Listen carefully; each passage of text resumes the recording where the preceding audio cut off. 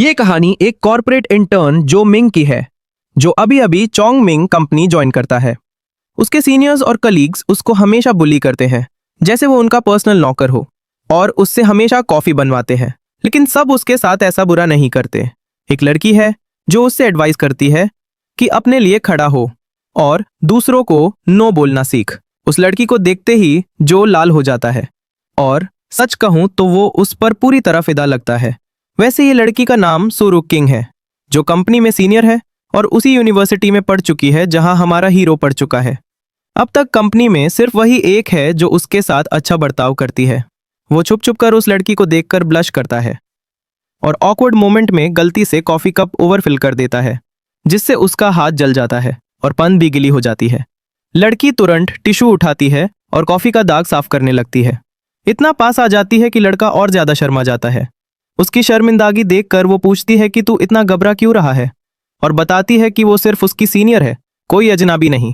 लड़का उसके बड़े सीने देखकर ऑलरेडी डर्टी सोचने लगता है, लेकिन उसके सपने टूट जाते हैं जब वो उसको कैजुअली अपना छोटा भाई कह देती है। अचानक एक और एरोगेंट सीनियर आ जाता है और हमारे हीरो को बोलता है कि ये गिफ्ट का ढेर उठाकर हर डिपार्टमेंट में बांट दो। इस बार हमारा हीरो खुद के लिए खड़ा होता है और स्ट्रांगली बोलता है कि ये उसका काम नहीं है। ऑब्वियस है, सीनियर गुस्सा हो जाता है और आर्ग्यू करता है कि वो सिर्फ हीरो को डिपार्टमेंट से फेमिलियर करवा रहा है। तुरंत वो लड़की डिसाइड करती है कि लड़के के साथ ये काम करेगी, लेकिन कॉकी सीनियर पोलाइटली बोलता है कि उसे ऐसा छोटा काम करने की जरूरत नहीं और उससे एक बेटर टास्क दे देता है। वो जो मिंग के करीब आती है और उसे सॉफ्टली एडवाइस करती है कि बस सीनियर की बात मान ले, और प्रॉमिस करती है कि बाद में दोनों मिलकर एंजॉय करेंगे। लड़का एग्री कर लेता है, पर तभी वो कॉकी बंदा एक भारी गिफ्ट बैग हमारे हीरो के मुंह पर फेंक देता है। बैग का सारा सामान जमीन पर गिर जाता है और फिर से वो कॉकी बंदा जो मिंग को डांटने लगता है कि बैग क्यों नहीं पकड़ा। बेचारा गुस्सा दबाकर गिफ्ट्स उठाता है और जाते वक्त सीनियर लियोंग अपने मुंह में बोलता है कि अगर उससे पैसे की जरूरत ना होती तो वो उस कॉकी बंदे को चीर फाड़ देता। अचानक उसका फोन बजता है। स्क्रीन पर एक शेडी गेम का ऐड आता है जो प्रॉमिस करता है गुस्सा निकलने का तरीका और पैसे की सब प्रॉब्लम्स से छुटकारा। पता होने के बावजूद कि ये सस्पिशियस लग रहा है, वो डाउनलोड बटन दबा देता है। अगले ही पल फोन से अजीब आर्केन एनर्जी निकलती है। एक पोर्टल खुल जाता है और बिना वार्निंग के उसको उसके अंदर धक्का दे दिया जाता है, अपनी पिट को रब करते हुए जैसे उससे किसी ने लठी से मारा हो। वो मुड़कर देखता है और ज़ॉम्बीज को देख लेता है जो फेंस तोड़कर उस तक पहुंचने की कोशिश कर रहे हैं। मॉन्स्टर्स देखकर उसे समझ आ जाता है कि वो किसी और दुनिया में आ गिर गया है। अचानक एक सिस्टम विंडो पॉपअप होती है जो बताती है कि अपोकलिप्स टाइकून सिस्टम अब उसके साथ बिंद हो गया है। इसमें वो गोल्ड या क्रिस्टल्स यूज करके पॉइंट्स एक्सचेंज कर सकता है, और सिस्टम वार्निंग देता है कि उसको 12 घंटे वेट करना पड़ेगा, तभी वो अपने असली दुनिया और इस अपोकलिप्स दुनिया के बीच जंप कर सकता है। जब वो इस सडन चेंज और सिस्टम के बकवास से घबरा रहा होता है, तभी ज़ॉम्बीज को रोकने वाला फेंस गिर जाता है। ज़ॉम्बीज तुरंत उसके पीछे भागते हैं और डरपोक हीरो अपनी जान बचाने के लिए दौड़ लगाता है। जब वो चिल्लाकर मदद मांग रहा होता है, अचानक कोई ग्रेनेड का पिन खींच देता है। एक बैडएस लेडी ड्रामेटिक एंट्री करती है और ज़ॉम्बीज पर ग्रेनेड्स फेंक देती है। ब्लास्ट से सारे ज़ॉम्बीज उड़ जाते हैं और वो लड़की स्टाइल से लैंड करती है। पीछे का धमाका अनडेड को हवा में उड़ा देता है। लड़का उसका शुक्रिया अदा करता है कि उसने उसकी हेल्प की, पर लड़की चिल मोड में बोलती है कि ये तो बस उसके काम का एक हिस्सा है। वो मजाक में उसका शुक्रिया करती है कि उसने पागल की तरह चिल्लाया, जिससे उससे पता चल गया कि ज़ॉम्बीज उनके एरिया में कहाँ घुस रहे हैं। शुक्रिया के लिए लड़का उससे गिफ्ट बॉक्स में से एक मून केक ऑफर करता है। लड़की थोड़ी कंफ्यूज हो जाती है क्योंकि उसने पहले कभी ऐसा कुछ देखा ही नहीं। जैसे ही वो एक बाइट लेती है, उसका दिमाग खुशी से फट जाता है डोपामीन के फ्लूप के साथ, और वो मान लेती है कि उसने ऐसा स्वाद पहले कभी नहीं चखा। लड़का उससे बोलता है ओवररिएक्ट मत कर, ये बस एक सिंपल केक है। लेकिन वो इतना इम्प्रेस्ड होती है कि उसे एक गोल्ड का टुकड़ा दे देती है उस केक के बदले। जाने से पहले वो उससे एडवाइस करती है कि मून केक्स मार्केट में महंगी कीमत पर बेच, और वो पलक झपकते ही बिक जाएंगे। तब जो मिंग उससे नाम पूछता है और जाने से पहले वो अपना नाम बताती है, लिंसो। थोड़ी देर बाद सीन मार्केट में शिफ्ट होता है, जहां मर्चेंट्स अपना सामान बेचने में लगे होते हैं और हाइप कर रहे होते हैं कि उनका माल सबसे बेस्ट है। तभी हमारा क्लूलेस हीरो भी अपना छोटा सा स्टॉल लगाता है, प्राउडली अपने मून केक्स दिखाता है जिनमें थिन क्रंची क्रस्ट और टेस्टी फिलिंग होती है, और गारंटी देता है कि ये किसी को डिसअपॉइंट नहीं करेंगे। धीरे धीरे क्राउड गैदर होने लगता है जैसे ही मून केक्स की खबर फैलती है। एक बंदा याद करता है कि उसके दादा ने कभी ऐसे ट्रीट्स के बारे में बताया था, और एक लड़की सोचती है कि क्या ऐसे गुडीज सच में इस खराब पोस्ट अपोकलिप्टिक दुनिया में एग्जिस्ट करते हैं। जब क्राउड प्राइस पूछता है, जो मिंग मुस्कुराकर बोलता है कि एक मून केक सिर्फ 1 ग्राम गोल्ड का है। एक कॉकी बंदा बोलता है कि जो मिंग के केक्स तो 8 GB मैकबुक से भी ज्यादा महंगी है। लेकिन जो मिंग अपनी सेल स्किल्स यूज करता है और बोलता है कि इस अनसर्टेन दुनिया में लोगों को टेस्टी चीजों का मजा लेना चाहिए जब तक चांस मिले, वरना शायद दोबारा मौका ना मिले। तभी एक बंदा क्राउड में हमारे हीरो की बात मान लेता है और एक मून केक खरीद लेता है। देखने वाले लोग गॉसिप करते हैं कि ये खरीदने वाला बंदा पक्का अमीर होगा, शायद एक मर्सिनरी। जैसे ही मर्सिनरी मून केक खाता है, उसके मुंह में फ्लेवर के फायरवर्क्स फूट जाते हैं। टोटल मजा आ जाता है। वो टेस्ट का इतना फिदा हो जाता है कि और केक्स के लिए 100 ग्राम गोल्ड तक ऑफर कर देता है। उस मर्सिनरी को देखकर और लोग लाइन में लग जाते हैं, अपना पैसा फेंकने के लिए, सिर्फ इस स्वाद का मजा लेने के लिए। जैसे ही सब एक बाइट लेते हैं, उनकी रिएक्शंस प्यूरे ब्लिस होती हैं, जैसे उन्होंने स्वर्ग का टुकड़ा टेस्ट कर लिया हो। रात होते होते जो मिंग एक पूरा पाउच गोल्ड से भर लेता है, 600 ग्राम मून केक्स बेचकर, जो एक बड़ी जीत है एक फॉर्मर कॉर्पोरेट स्लेव के लिए जो हमेशा बुलिंग झेलता था। अचानक एक शेडी आदमी डैगर लेकर उसके पिठ पर रख देता है और डिमांड करता है कि अपना सब पैसा दे दो, वरना मौत के लिए तैयार हो जाओ। ये सुनकर जो मिंग का चेहरा सफेद पड़ जाता है, क्योंकि वो अपना मेहनत का कमाया पैसा देने को तैयार नहीं है। रॉबर इम्पेशेंट हो जाता है और डिसाइड करता है कि लूट के लिए अभी के अभी जो मिंग को मार देगा। लेकिन जैसे ही छुरी लगने ही वाली होती है, टेलीपोर्टेशन सिस्टम का 12 घंटे का कूलडाउन खत्म हो जाता है। हमारा हीरो तुरंत सिस्टम को कमांड देता है कि उससे टेलीपोर्ट कर दो रॉबर के वार करने से पहले। हमारा लड़का हवा में गायब हो जाता है और वो बेवकूफ रॉबर हैरान रह जाता है कि एक बड़ा आदमी ऐसे कैसे गायब हो गया।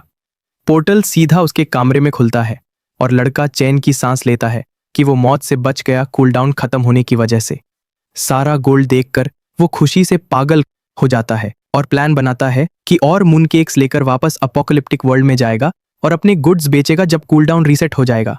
अगले दिन ऑफिस में सीन शिफ्ट होता है और फिर से वही यूजुअल रूटीन शुरू हो जाता है।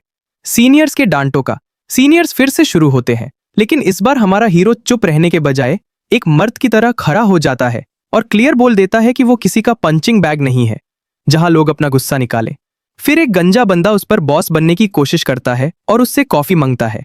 हमारा हीरो फिर से सीधा माना कर देता है और बोलता है, जाओ अपना काम करो।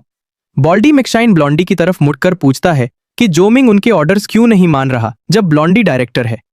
ब्लॉन्डी हमारे हीरो को बुलाता है ताकि अपना डोमिनेंस दिखाए, लेकिन हमारा बंदा उसकी बातों की जरा भी परवाह नहीं करता। उसके नए बोल्ड एटीट्यूड को देखकर वो लड़की, जो हमेशा काइंड थी, आती है और पूछती है कि ये इतना कॉन्फिडेंस अचानक कहां से आ गया। ब्लश करते हुए, ऑफ कोर्स ये पूरी सच्चाई नहीं है, असली कॉन्फिडेंस तो उसके कल रात के बनाए पैसे से आया है। कहते हैं पैसे से आदमी को गट्स आते हैं और हमारा हीरो भी इसका एक्सेप्शन नहीं है। वो अपनी वॉच चेक करता है और रियलाइज करता है कि अब अगले टेलीपोर्टेशन का टाइम हो गया है। कुछ ही देर बाद वो वापस एपोकलिप्टिक वर्ल्ड में आ जाता है। इस बार वो कैंड बीफ ले आया है और कॉन्फिडेंट है कि इससे उसे बहुत पैसे मिलेंगे। लेकिन लगता है उसके कस्टमर्स, जो असल में ज़ॉम्बीज हैं, दिमाग से खाली हैं और एक पैसा भी देने वाले नहीं हैं। वो उन फ्रीलोडर से बचने के लिए भागता है, लेकिन जल्दी रियलाइज करता है कि उसके पास इतना सामान है कि वो बचकर निकल नहीं पाएगा। अपनी जान बचाने के लिए वो कुछ कैन्स उठाता है और ज़ॉम्बीज की तरफ फेंक देता है, जो तुरंत जमीन पर पड़े मीट पर टूट पड़ते हैं। वो एक बड़े पत्थर के पीछे छुप जाता है, लेकिन मॉन्स्टर्स सैटिस्फाइड नहीं होते और चाहते हैं भगने के बजाय वो डिसाइड करता है कि इनसे सामना करेगा।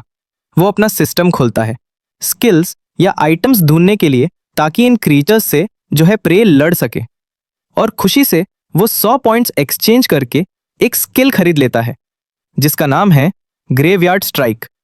ऊस करके वो तुरंत अपने बेयर लेग से ज़ॉम्बीज को किक करने लगता है।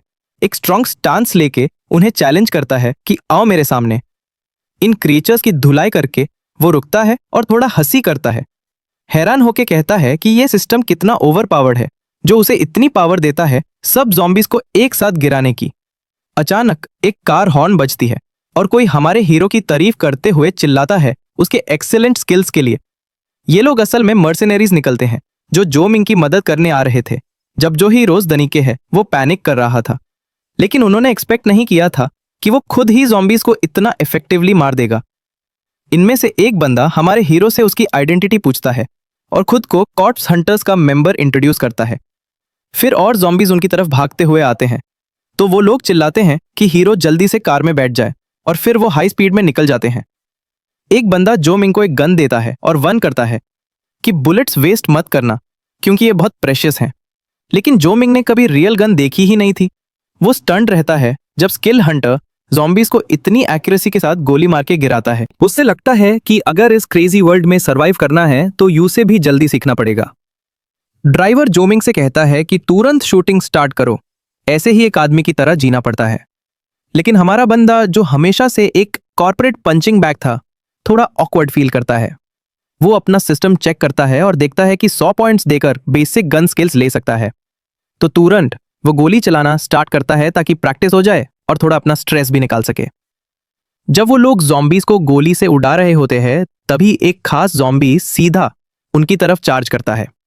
जो मिंग शॉक्ड हो जाता है देखकर कि ये अनडेड उनकी तरफ स्प्रिंट कर रहा है। कॉर्प्स हंटर समझाता है कि ये सेकंड क्लास ज़ॉम्बी है जो नॉर्मल वाले से ज्यादा फास्ट और ज्यादा टफ होता है, इसलिए केयरफुल रहना होगा। जो मिंग लगभग घबरा के सांस ही अटक लेता है। ज़ॉम्बी उन पे जंप करके कॉर्प्स हंटर को गिरा देता है और बेचारा बंदा लगभग चोक होके मरने ही वाला होता है। तभी जो मिंग स्टेप लेता है। वो एक नी स्मैश लगाता है ज़ॉम्बी को और गन का बैरल उसके मुंह में घुसा देता है। फिर बराज ऑफ बुलेट्स चला के उसका दिमाग उड़ा देता है। कॉर्प्स हंटर हमारे हीरो की गट्स और स्ट्रेंथ की तारीफ करता है। इंप्रेस होके बोलता है कि उसने एक सेकंड क्लास ज़ॉम्बी को ऐसे ही खत्म कर दिया जैसे कुछ भी ना हो। जो मिंग स्माइल करता है, थैंकफुल होता है कि उन्होंने उसकी लाइफ बचाई और वो भी नहीं चाहता था कि वो लोग मर जाएं। हुडी वाला बंदा ज़ॉम्बी को इंस्पेक्ट करने बैठता है और एक क्रिस्टल निकालता है जो सबको सरप्राइज कर देता है।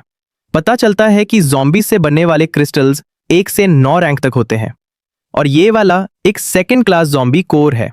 हंटर तुरंत वो क्रिस्टल जो मिंग को देने लगता है, इंसिस्ट करता है कि ये उसकी लाइफ सेव करने का रिपेमेंट है। जो मिंग अभी भी एक फॉर्मर कॉर्पोरेट स्लेव की तरह सोचता है और हेजिटेट करता है इतना एक्सपेंसिव आइटम लेने में। लेकिन सोल्जर खुशी से इंसिस्ट करता है कि जो मिंग डिजर्व करता है क्योंकि उसने उसके भाई की लाइफ बचाई। वो लोग उसे कुछ फर्स्ट क्लास क्रिस्टल्स भी दिखाते हैं जो उतने वैल्यूएबल नहीं होते, लेकिन फिर भी एमो और फूड खरीदने के लिए काफी होते हैं। अब जो मिंग सोचने लगता है कि शायद हंटर बनना चाहिए। रिस्क तो है लेकिन पैसे कमाल के मिलते हैं। हंटर एक्साइटेड होके जो मिंग को अपनी क्रू ज्वाइन करने इनवाइट करता है, लेकिन वो पोलाइटली कहता है कि उसे सोचना पड़ेगा।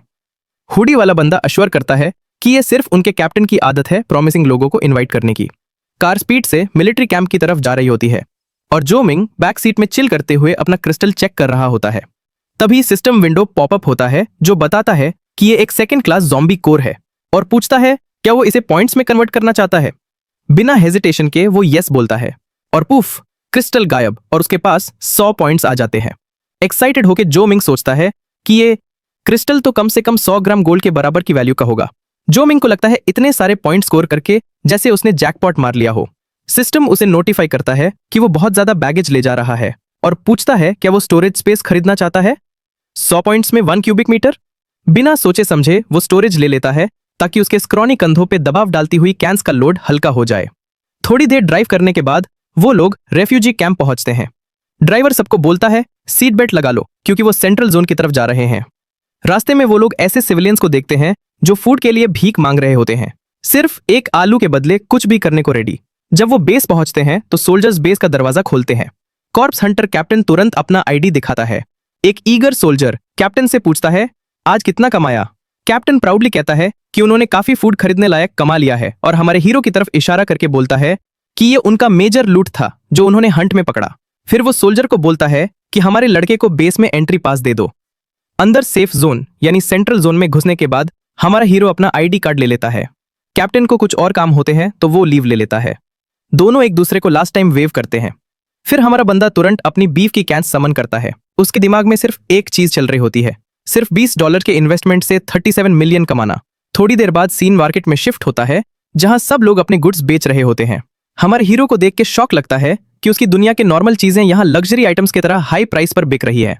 तभी उसे एक आदमी डरा देता है जो एक और कॉप्स हंटर लगता है, बड़े बड़े मसल्स और इंटिमिडेटिंग ऑरा। वो बंदा उसे बोलता है क्या मैं तेरा गन देख सकता हूँ।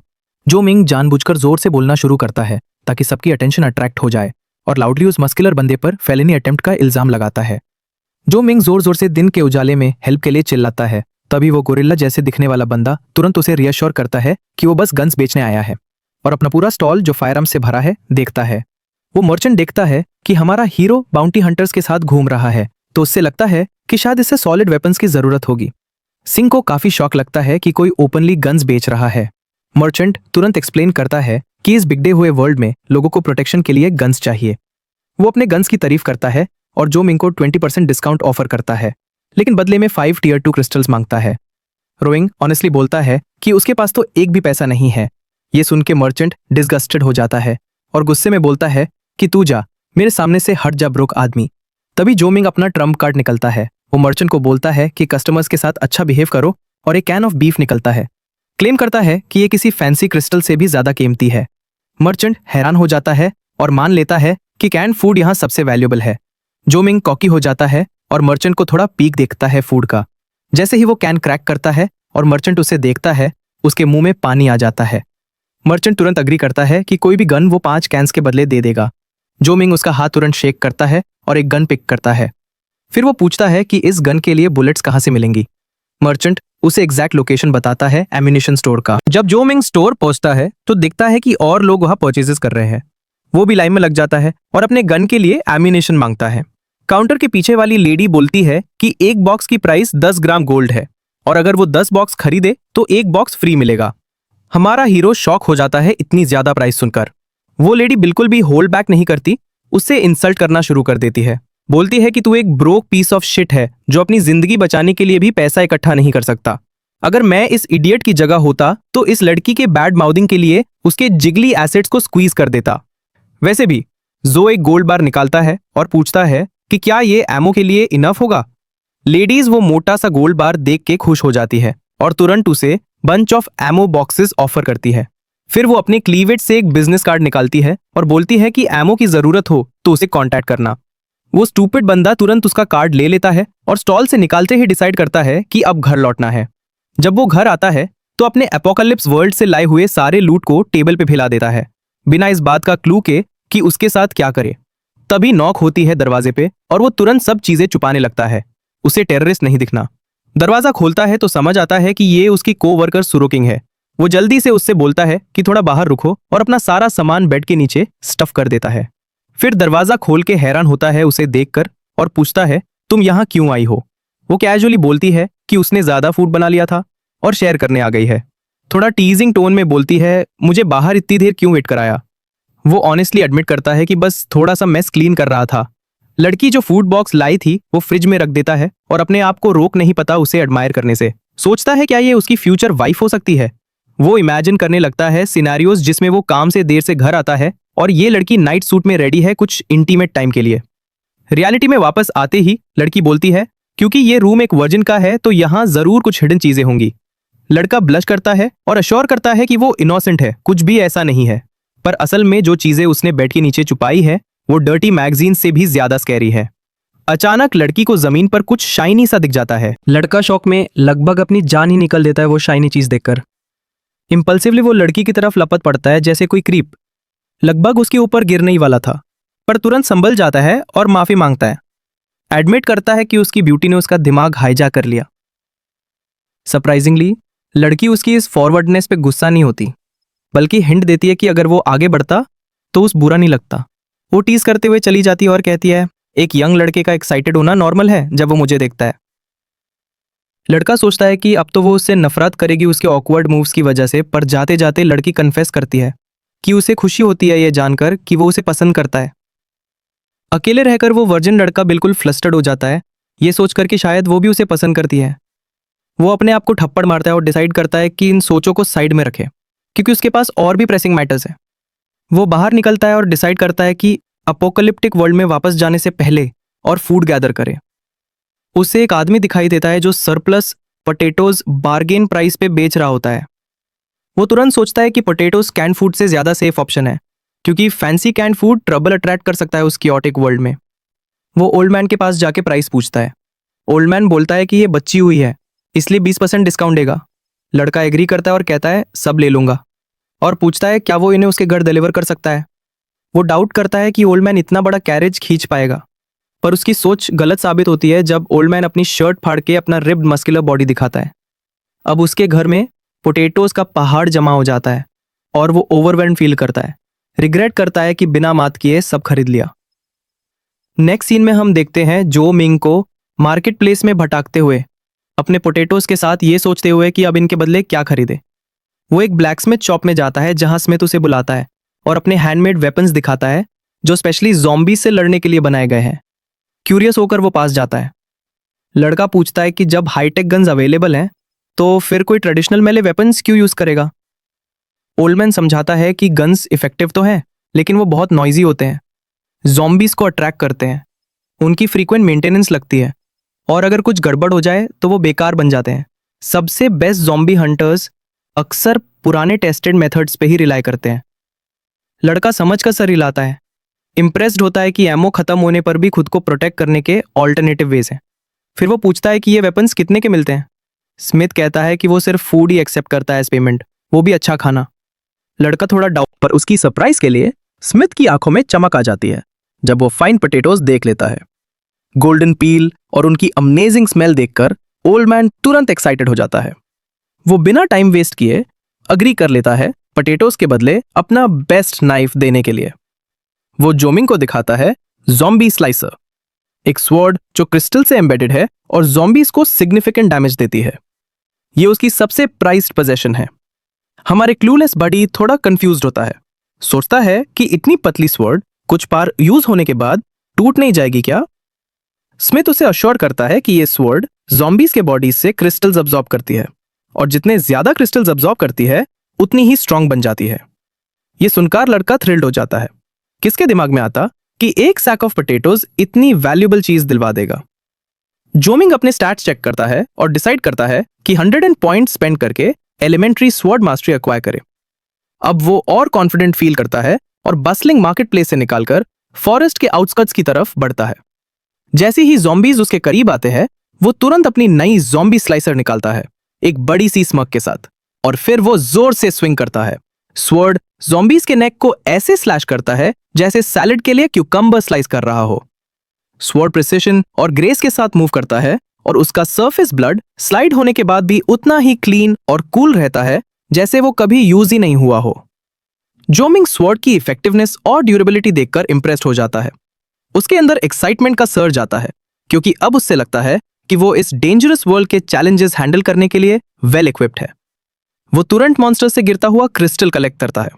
तभी वो एक गन शॉट सुनता है और देखता है एक लेडी ज़ॉम्बीज को ब्लास्ट कर रही है नियरबाय। वो थोड़ी अनॉयड लग रही है क्योंकि ये लेवल 1 ज़ॉम्बीज उसे इतना लूट नहीं दे रहे कि वो अपना एमो रीस्टॉक कर सके। फिर एक लेवल 2 ज़ॉम्बी उस पर चार्ज करता है। वो ईगली अपना गन एम करती है, एक्सपेक्ट करती है कि इससे बेटर लूट मिलेगा क्योंकि ये टफर फो है। लेकिन एक पूरी मैगजीन एम्प्टी करने के बावजूद भी लॉन्ग टंग वाला ज़ॉम्बी बुलेट्स के बराज से बिल्कुल अनअफेक्टेड रहता है। वो अपने क्लीवेज में टक्ड दूसरा मैगजीन निकलने जा रही होती है, पर तभी एकली मॉन्स्टर इतना फास्ट मूव करता है कि उसका हाथ ही पकड़ लेता है रीलोड करने से पहले। मैगजीन ग्राउंड पे गिर जाता है और वो अपना हाथ ज़ॉम्बी की ग्रिप से छुड़ाने की स्ट्रगल करती है। जल्दी ही ज़ॉम्बी अपनी टंग से उससे पूरा पकड़ लेता है और उसके ऊपर चिप चिप से स्लॉबर करना शुरू कर देता है। लड़की को स्लाइमी टंग का चेस्ट पर रब होना डिस्गस्टिंग लगता है, शायद सीक्रेटली एंजॉय भी कर रही हो, कौन जाने। तभी हमारा हीरो जंप करता है स्वॉर्ड हाथ में लेकर और एक ही ये मार मार उसका खोपड़ी तोड़ साले का मार क्या भाई। और एक ही झटके में राक्षस की जीभ काट देता है। राक्षस दर्द से चिल्लाता है जब हमारा नायक इसे हमेशा के लिए खत्म करने के लिए एक और वार करता है, लेकिन राक्षस जल्दी से अपनी जीभ फिर से उगा लेता है, जो मिंग की तलवार पकड़ लेता है और उसे ऐसे फेंक देता है जैसे कोई बच्चा अपनी पसंदीदा टॉफी खो रहा हो। यहाँ तक कि राक्षस को भी हमारे नायक की तलवार खोने की प्रतिक्रिया देखकर मजा आता है।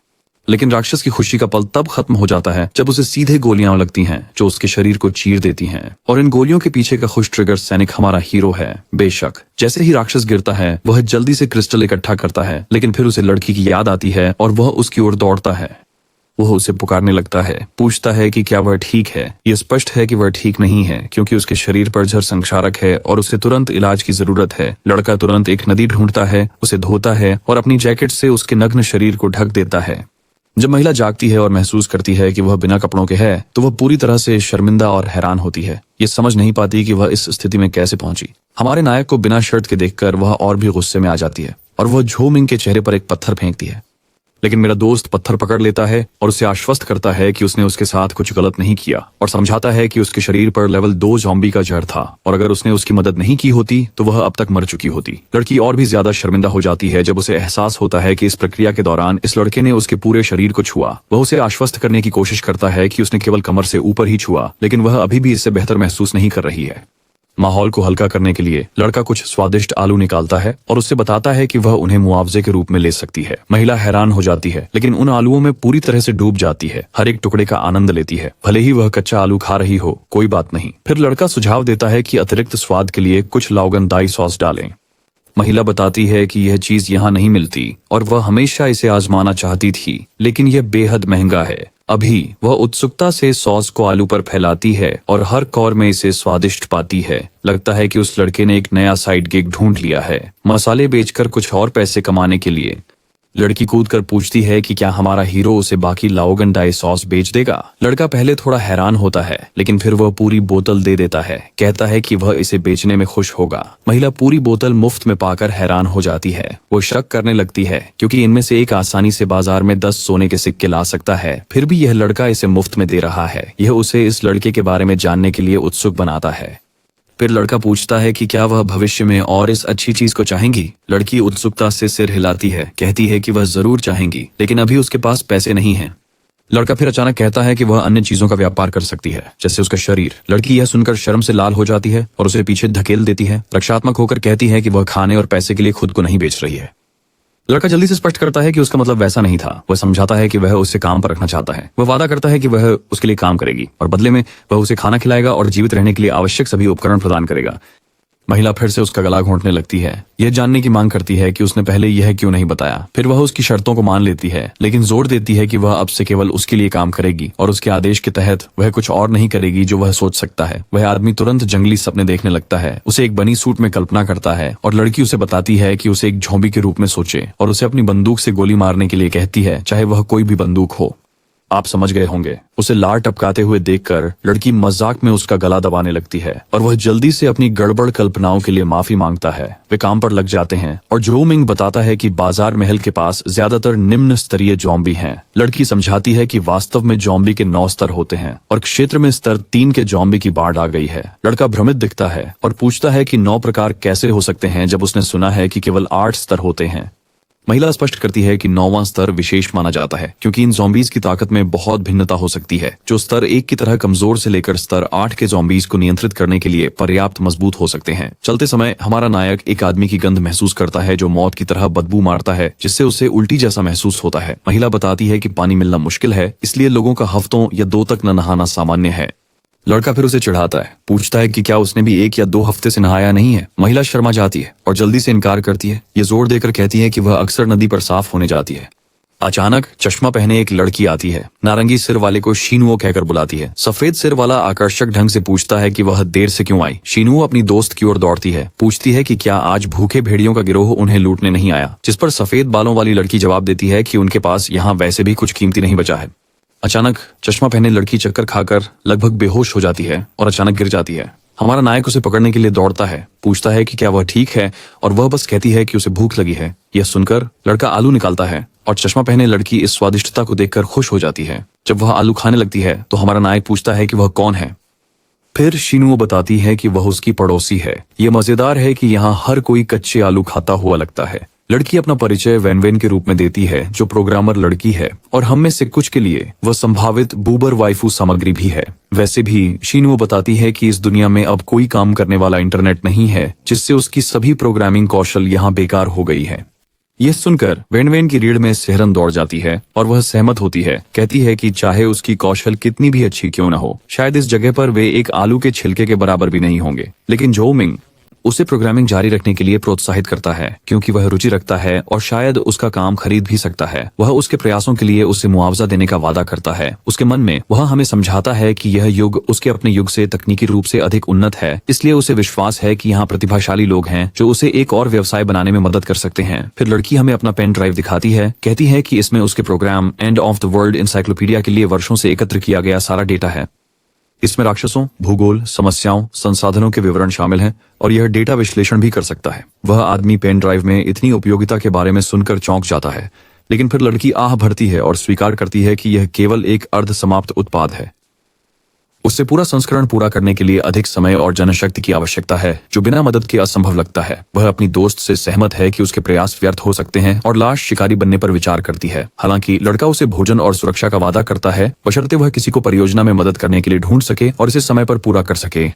लड़की उत्साहित हो जाती है और तुरंत सहमत हो जाती है। कहती है कि वह कुछ प्रोग्रामर्स को जानती है। जब तक हमारा लड़का खाना प्रदान करता है, सभी शोध परिणाम उसके होंगे। सौदा पक्का करने के बाद वे एक दूसरे के साथ दोस्ताना हो जाते हैं, जिससे शुनुओ किनारे पर प्यारी सी नाराजगी के साथ जलन महसूस करती है। वह बड़बड़ाती है कि इतने सारे खाने के साथ वह आसानी से एक शिकारी कबीले से मदद ले सकती है। ये सुनकर लड़का उत्सुकता से उसकी ओर मुड़ता है और कहता है कि वह भी यही सोच रहा है। अगर वे पर्याप्त लोगों को इकट्ठा कर सकते हैं तो सभी को खाना मिलेगा, पूरा उपकरण मिलेगा और वह उसे नेता बनाने का वादा करता है। यह स्वार्थी लड़की इस आकर्षक प्रस्ताव पर खुश हो जाती है। उसकी निराशा भरी जलन एक खुश मुस्कान में बदल जाती है। वह हमारे हीरो की ओर झपटती है, उसे इतनी जोर से गले लगाती है कि उसकी छाती उसके सीने से दब जाती है। फिर वो चली जाती है, यह वादा करते हुए कि वह जल्द ही एक दल के साथ लौटेगी। लगभग आधे घंटे बाद वह कई लोगों के साथ लौटती है। जो मिंग इस छोटे समूह से पूरी तरह संतुष्ट नहीं लगता, लेकिन लड़की गर्व से अपना सीना फुलाती है, जो शायद उसे नहीं करना चाहिए क्योंकि वह एक लड़की है, और घोषणा करती है कि वे सभी बहुत कुशल हैं। सही तरीके से खिलाने पर वे और भी बेहतर हो जाएंगे। लड़का अपना परिचय देता है कि वह एक दूर स्थान से आया है, जो कभी झूठ नहीं बोलता। वह समझाता है कि अगर हर कोई उसकी मदद करता है तो उन्हें खाना मिलेगा, और जितना अधिक वे काम करेंगे उतना अधिक खाना मिलेगा। बस इतना ही। इस बीच पृष्ठभूमि में दो लोग एक दूसरे से फुसफुसाते हैं, भोजन लेकर भागने की योजना बना रहे हैं ताकि झोंपी हमलों से बच सकें। तभी एक गोली उनके सिर के पास से गुजरती है और उनके पीछे एक पेड़ के तने में लगती है। हमारा नायक इन डरे हुए लोगों को स्पष्ट कर देता है कि वह किसी भी गुप्त योजना को बर्दाश्त नहीं करेगा। इस बीच बाकी लोग आलू देखकर बहुत खुश हैं, ये मानते हुए कि उनके भूख के दिन आखिरकार खत्म हो गए हैं। उसके बाद लड़का कुछ उपकरण खरीदने का फैसला करता है। थोड़ी देर बाद हम जंगल में एक जोड़ी झोंपी प्रेमियों पर ठोकर खाते हैं, जिन्हें हमारे हीरो के साथी सदस्यों द्वारा गोलियों से जल्दी ही नष्ट कर दिया जाता है। लड़का उन्हें गोलियां बर्बाद करने के लिए डांटता है, अगली बार सिर पर निशाना लगाने की सलाह देता है। अचानक एक नाराज सुअर जैसे आदमी जंगल से बाहर आता है, घमंड से पूछता है कि कौन उनके भूखे भेड़िया कबीले के क्षेत्र में गोली चलाने की हिम्मत करता है। लाल बालों वाली को पहचान कर वह और भी गुस्से में आ जाता है, उसे भागने या मौत का सामना करने की चेतावनी देता है। महिला बस मुस्कुराती है और उसके अनुयायी जल्दी से अपनी बड़ी बंदूकें सुअर जैसे आदमी पर तान देते हैं और दुश्मन दृश्य में शामिल हो जाते हैं। हमारे हीरो को बेवकूफ कहते हैं और अगर वह अपनी जान की परवाह करता है तो उसे अपने हथियार सौंपने की मांग करते हैं, लेकिन हमारे आदमी के पास अपनी ही ढाक है। वह टिप्पणी करता है कि बात करते समय बंदूकें तानना अशिष्ट है, और उन शब्दों के साथ वह अपनी तलवार निकालता है और घमंडी आदमी के हाथ पर वार करता है, जिससे खून बहने लगता है और वह दर्द से जमीन पर तड़पने लगता है। जो अपनी तलवार के साथ एकदम पागल लग रहा है और उसके पीछे के उसके साथी जंगली जानवरों की तरह आदेश के लिए तैयार हैं। कटे हुए हाथ वाला आदमी चेतावनी देता है कि हमारे नायक ने भूखे भेड़िया गिरोह से लड़ाई मोल ली है, यह दावा करते हुए कि उनका बॉस इतना ताकतवर है कि वह म्यूटेंट ज़ॉम्बीज़ को भी हरा सकता है और यहाँ सभी को धूल चटा देगा। डरपोक लोग अपने बॉस को रिपोर्ट करने के लिए भागने का फैसला करते हैं, लेकिन मेरा आदमी घमंडी आदमी से रुकने के लिए कहता है। पहले घमंडी आदमी हमारे हीरो के शब्दों से कांपता है और जो उत्सुकता से अपनी उंगलियां चटकाता है। उन्हें बुरी तरह पीटने के बाद वे उनकी हर चीज, यहाँ तक कि उनके कपड़े भी उतार लेते हैं। लड़का उन्हें भागने के लिए कहता है और चेतावनी देता है कि फिर कभी कमजोरों से पंगा न ले, वरना उन्हें फिर से पिटाई मिलेगी। अगला दृश्य है स्टार्विंग वुल्फ कबीले के मुख्यालय में। वही चेला अपने नेता को रिपोर्ट करता है कि एक आदमी न केवल घुसपैठ किया, बल्कि नेता और पूरे कबीले को हारे हुए कहकर कबीले का बड़ा अपमान किया। यह सुनकर नेता गुस्से में खड़ा हो जाता है और हमारे नायक से कबीले का अपमान करने का बदला लेने का वादा करता है, लेकिन फिर वह उस चापलूस पर पलटता है, उसे बेकार कहता है कि वह नंगा और डरा हुआ वापस आया है। और खैर, आप अंदाजा लगा सकते हैं कि आगे क्या होता है। बेचारा चापलूस अपने ही नेता के हाथों मारा जाता है। हमारी पार्टी के साथ वापस वे बियर पार्टी कर रहे हैं और जो मिंग उत्साहित है कि उन्होंने सभी की मेहनत की बदौलत इतना लूट इकट्ठा किया। वह उन्हें खाने और आनंद लेने के लिए कहता है। सभी खुश होकर चीयर्स करते हैं और अपने गिलास उठाते हैं।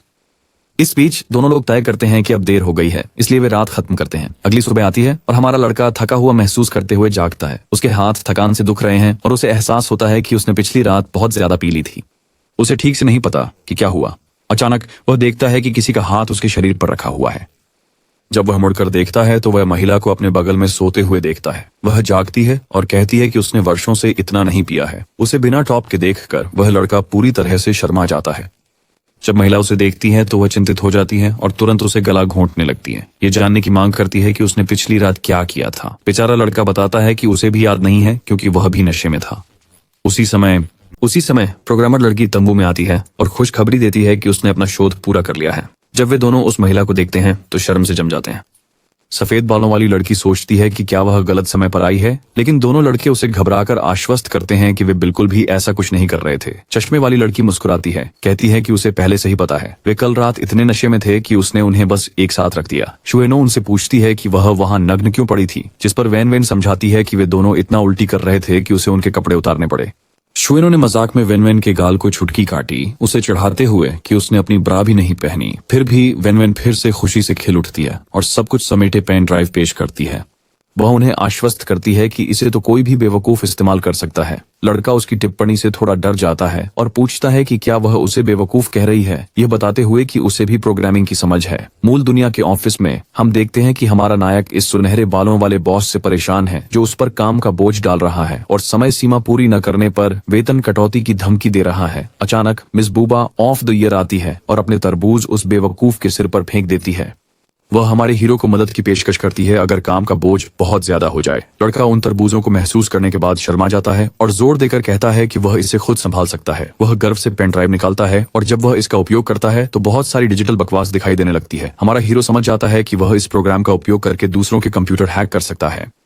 झांकते हुए वह देखता है कि बाल्डी मैकशाइन कुछ बहुत ही मसालेदार वीडियो देख रहा है। वह अपनी सुनहरे बालों वाली बॉस को प्रतिद्वंद्वी कंपनियों के साथ काम करते हुए भी देखता है। साहसी महसूस करते हुए वह इस संदिग्ध व्यक्ति के सभी रहस्यों को उजागर करने का निर्णय लेता है। लगभग 2 घंटे बाद सुनहरे बालों वाली बॉस फिर से अंदर आती है, उनकी प्रगति के बारे में पूछती है। करीब इंटर्न पूरी तरह से थके हुए हैं, अधिक काम और कम वेतन की शिकायत कर रहे हैं।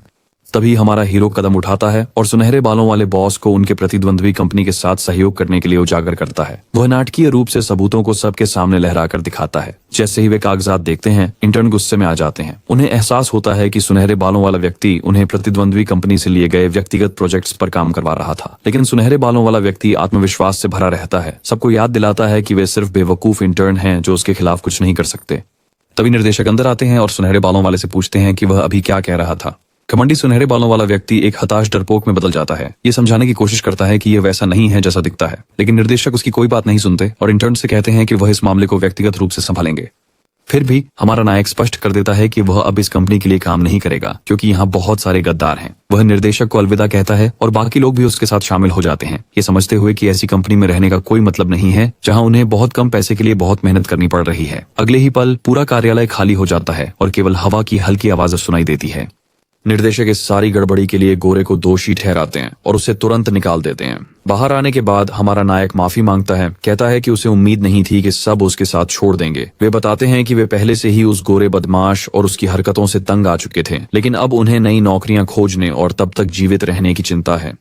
लड़का उन्हें आश्वस्त करता है कि उसने कुछ पैसे बचा रखे हैं और वह अपनी खुद की कंपनी शुरू करने के बारे में भी सोच रहा है। वह उनसे उनके संपर्क विवरण मांगता है, यह वादा करते हुए कि अगर उन्हें किसी मदद की जरूरत हो तो उनके पास हमेशा उसके साथ एक जगह होगी। पूर्व इंटर्न ये सुनकर बहुत खुश होते हैं। अगला दिन शुरू होता है और हम फिर से पोस्ट एपोकैलिप्टिक दुनिया में हैं। हमारा नायक सामान बेचने और फिर से बेचने से थक चुका है। ये तय करता है कि अब अपनी खुद की कंपनी शुरू करने का समय आ गया है। अचानक उसके 2 साथी बुरी खबर के साथ दौड़ते हुए आते हैं। शुनुओ खतरे में है। वे बताते हैं कि पिछली बार भूखे भेड़िया कबीले को नाराज करने के बाद जब शुनुओ सामान खरीदने बाहर गया था तो डाकुओं ने उन पर हमला कर दिया। सभी की सुरक्षा के लिए शुनुओ हमलावरों का ध्यान भटकाने के लिए उन्हें जंगल में ले गया। लड़का अपनी बाइक पर कूदता है और अपने साथियों को आधार पर लौटने और मदद बुलाने का निर्देश देता है, जबकि वह शुनुओ को बचाने जाता है। वह इंजन को तेज करता है और उसे बचाने के लिए तेजी से निकल जाता है। इस बीच शुनुओ अपनी जीप को जितना तेज चला सकती है चलाती है, जबकि गुंडे अपनी मोटरसाइकिलों पर उसके पीछे लगे हुए हैं। वे अंततः उसका रास्ता रोक देते हैं। एक घमंडी आदमी उससे कहता है कि अगर वह अपनी जान की परवाह करती है तो रुक जाए, जबकि दूसरा अपने दोस्तों को उससे पकड़ने और अपने बॉस के पास ले जाने का आदेश देता है। जैसे ही आतंक उनके चेहरों पर छा जाता है, अचानक एक विस्फोट क्षेत्र को हिला देता है, जिससे वे घबरा जाते हैं।